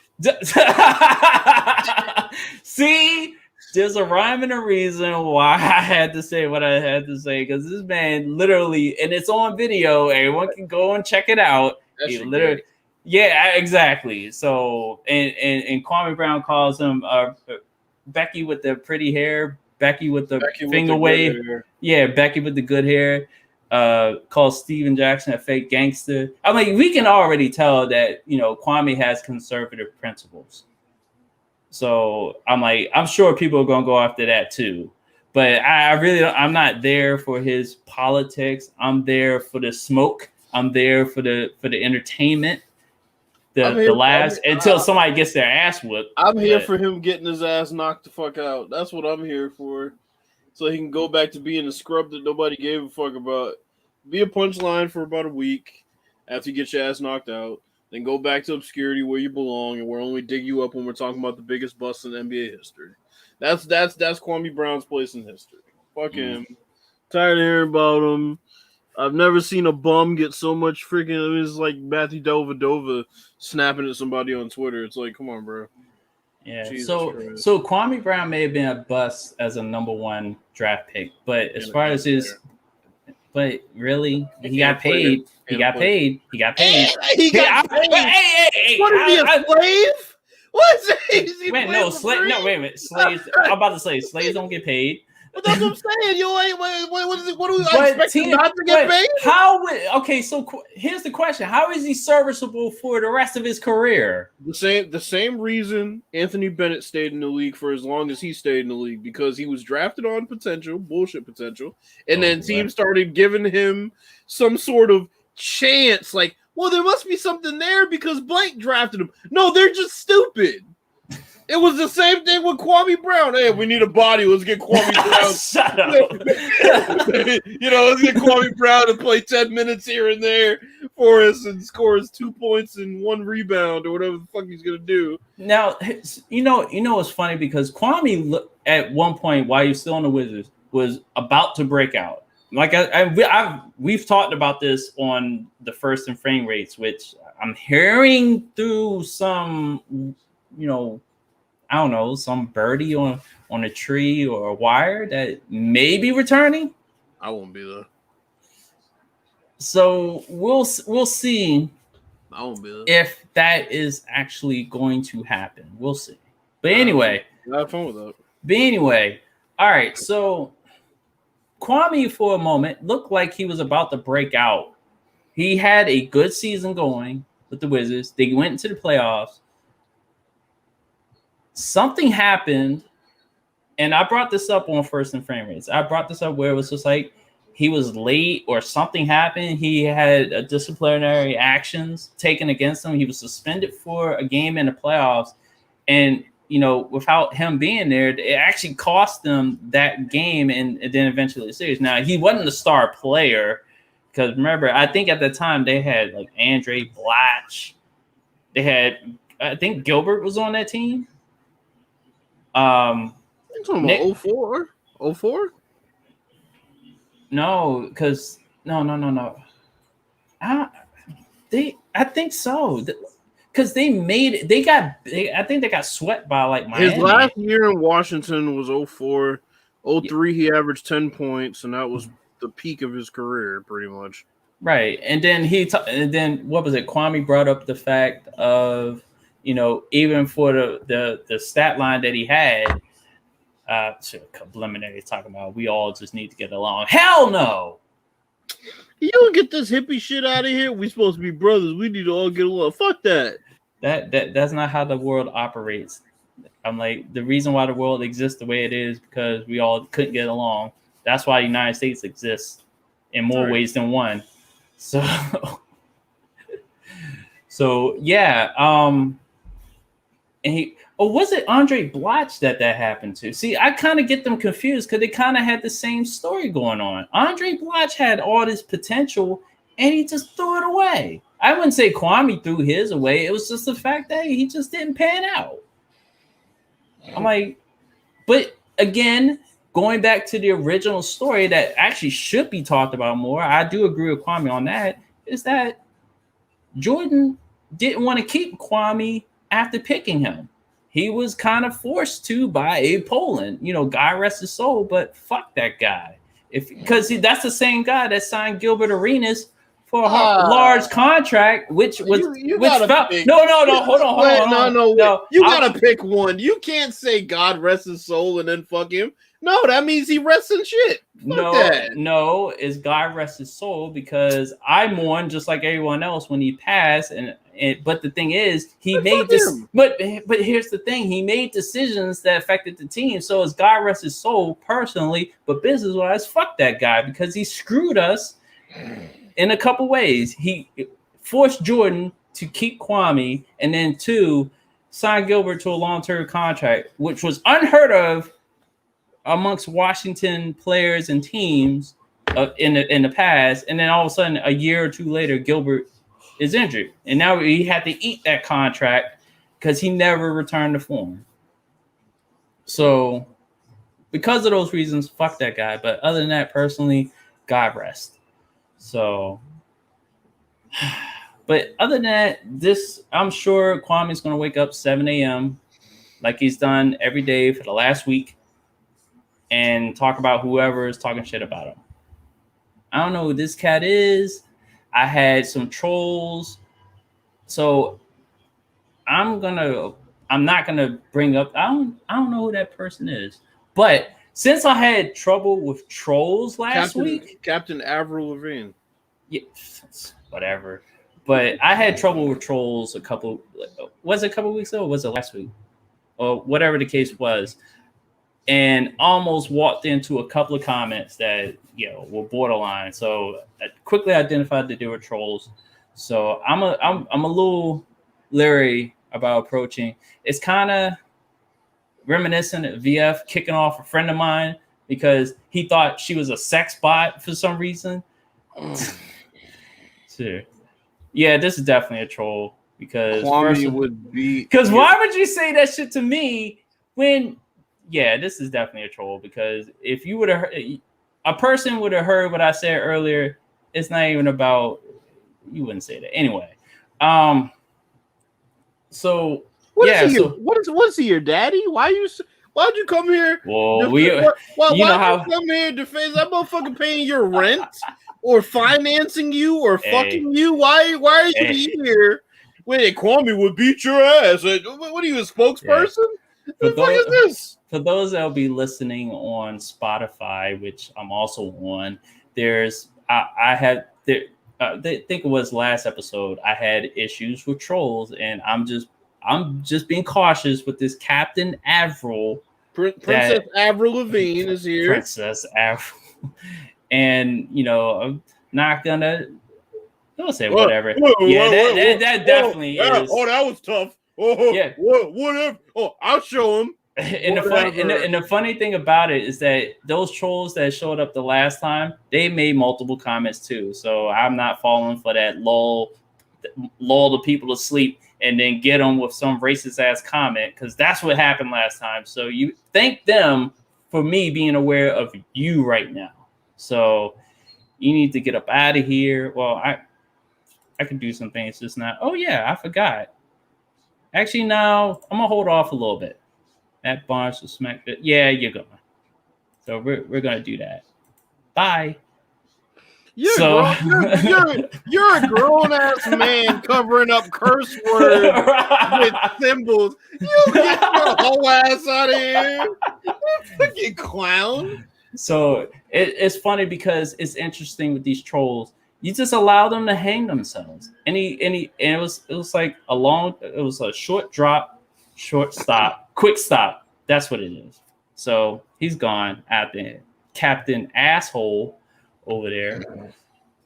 So Princess Avril. And it's funny because the ones last time I just timed out. This one I just completely blocked. So fuck out of here. Skedaddle. I love how it tells me that in the comment section. Captain Avril was blocked. I'm just not my page shit. And you know, and you know what? You know what this milestone means? What? It is the first person you've ever blocked. Well, actually, the second person. First person was Geddon. that guy. Past Geddon. But I eventually unblocked him, and then he wound up blocking me because we were talking about business, and I ran circles around his business nonsense, and he blocked me because of it. How do you name yourself Pussy Ass Geddon? I don't know. Past Geddon, Pussy Ass Geddon. Okay, come on, Subliminary. Come on. Come on. Come on. I'd give myself a stroke. You're doing this on purpose. I'd give myself a stroke if I tried to pronounce what he just typed there. Dimensting? That's what he said. Demensting. They're demensting. Man, Subliminary get over here coming up with his own vocabulary. Demensting sounds like sounds like a fancy term for like meeting. They're not deliberating. They're demensting. So they're demensting. we're eventually gonna have a section of this show. We're gonna call it the Dictionary of Complementary Sports. It's gonna be filled with all type of typos and misspellings and hidden definitions. Instead of Webster's dictionary, complementary dictionary. We're calling complictionary. That's what we'll call the segment. Complictionary. Well, I'll tell you what. He is an artist of so type. So if you trust him with drawing designs, don't trust him with spelling. Don't have him put your name up on the building he's designing, because he'll probably do a fantastic job on the building, but misspell your name. I'll be damned. The Wizards are demensing. So, but we know what he's trying to say. They're dominating. Yes, they are. And why is the game not over by now? What is going on? I don't know, but you know what, Bills, you brought this up in our conversation, and I have to actually say you may be right. You may be right on this. You said it was a potential that certain games that teams would just fold it in. But you said, but the thing is, you mentioned it for the teams in the first round. They were like, oh, especially in the top half. Oh, we got the next game. You wouldn't think it would be the Pacers, who originally were seeded to eventually get the 8th spot, but they wound up. Well, they're looking at it. They're looking at it like, well, Ty Warren's out. TJ Warren, I'm sorry. Yeah. All right. So Preliminary is asking, is the podcast coming back? I don't know. Not with me. Bill, stop. No, what? Stop what? No. I'm done with the no. Fuck that. No. I'm done. No. Don't do that. Don't do that. Do what? Don't tell the truth. No, I'm saying I'm just keeping it. I'm keeping it to just a question. I'm not trying to add more to. I didn't add odds. I'm done. You're done with the United Front. I'm not coming back to it. Come on, Bills. Nah, bro. There you go. So, well, Bills has his decision. I've actually, I've been thinking about it too, and I have it's funny the way I think. My first inclination is that I'm not coming back either, but I don't know. I'm like, because I know what was said, but then at the same time, just to be transparent, we haven't talked with VF since that day. So all I'm saying is just we need to have a talk. I'm over here. So isn't that what he? I'm over here. So preliminary is like we're all brothers, and it's like preliminary is like I appreciate all you guys. I'm like I appreciate it, on behalf of like even if Bills wants to, like I'm sure Bills appreciates it, but it's one of those things where it's just like, I would just say it like this. Communication is key, and we've expressed it many a times. Communication is key. Communication.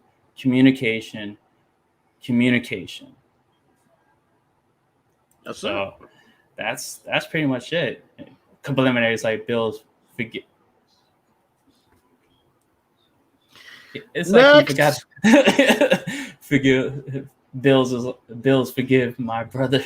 So it's wow, we really did hit that spot in this show. All right, let's try to lighten the mood. So the Wizards, the game is 4 minutes left. It is 133-98.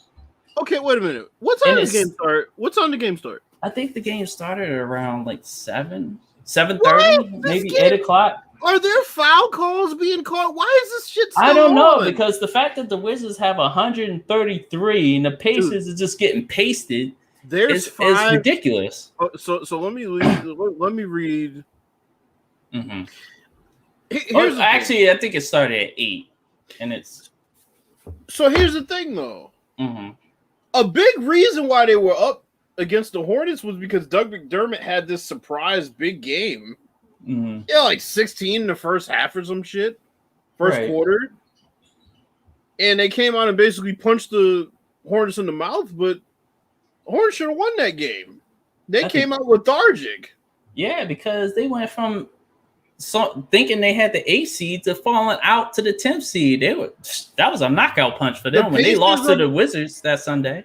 The Pacers are missing 2 of their 3 best players. There's no excuse for the Hornets losing that game. They came out lethargic. They never showed any energy in that game after that initial blow. Gordon Hayward was out fine, but I mean, that team was missing Miles Turner and their best scorer. Mm-hmm. You see what's happening tonight. Oh boy. Well, I'm just glad that the Wizards are in a playoff series. You know, despite their coach, despite how the season started and how it kind of, we finished hot at the All-Star break, and then we started out the same way after the All-Star break that we started the season. And then if everything, like I said, this series upcoming against Philly, it's not going to last long, but if they do what they need to do, what I think they need to do, they can probably add a few extra games, possibly pull an upset. I know that may be heresy to say, but hey, the Denver Nuggets back in the day beat the Seattle Supersonics as the 8th seed. Just saying.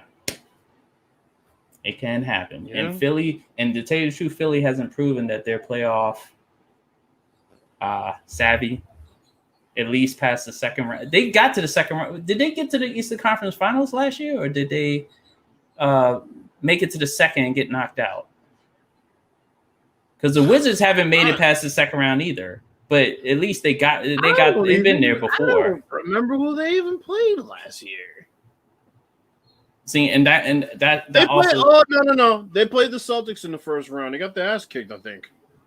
Oh yeah, the Celtics did make it. See, and Embiid put up monster stats in that series, but I feel like they lost in 5, maybe.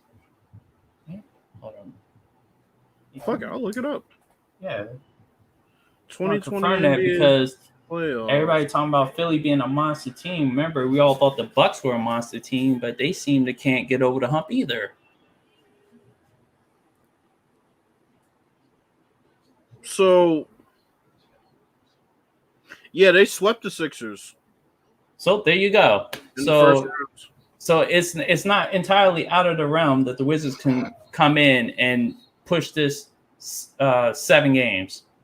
Because I think it's going to take 7 games to win the series if the Wizards push it to 7. I think if they push it to a game 7, the 76ers will be worn out by that time. And then you can come in and have the game that the Wizards are having against the Pacers right now, where they're about to knock the Pacers out the playoffs. Hi, folks in Indiana. I guess you won't be enjoying the playoffs this year.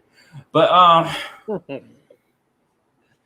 so there'll be 2. So, yeah, this is, for Washington, it is sort of resurgence. You have the Capitals in the playoffs. You have the Wizards in the playoffs for the first time in the same time in a long time. But yeah. So Bills, we're about to wrap it up here. I think this was a very eventful show. And just let everybody know where you may be at, what you may be doing. Again, I'll put up your banners so they can easily find you. Yeah, so that's my Twitter, JMBMJ. You can find me on there. You can also find me on Instagram at official Grand Music, GRAND Music. You can find me at Grand Sports Talk. That's my sports page on IG. I'm putting together a podcast right now. It's been in the works for a while. Just trying to basically at this point figure out where I'm going to shoot it. I do want to shoot it off site. I don't want to shoot it in my house. So I'm going to figure that out, and then that's going to be rolling out sooner than later for sure. I mean, summer at the latest. So working on some things, still working on the album. And yeah, that's where I'm at. Yeah, as OG would say, the shredder is at work. So where's that guy been? They probably got him working. I'm like hard. Probably on Madden or something like that. Like I said, he has the creative director title, but of what? We don't know for sure. So we really don't know. So other than that, yeah, Kwame's got a list to continue to add people on. 2K won't be coming out until 2022. Don't know what type of arcade game or if it will be an arcade game. And the play-in has been 50-50. So on that note, I hope you guys have a good night. You guys take care. This is episode 28 of What the Fuck Just Happened. Glad we actually got the show off because my computer actually was being nice to me. Thank you, Skynet. I was about to call you Skynut if you were going to act up, but you didn't. So thank you, Skynet. So other than that, you guys take care. Be safe. Don't be choking on glizzies out there. Oh, and hopefully folks learn how to eventually learn how to spell. Because Matt Barnes inviting people to his glizzy. Where did this? Yeah,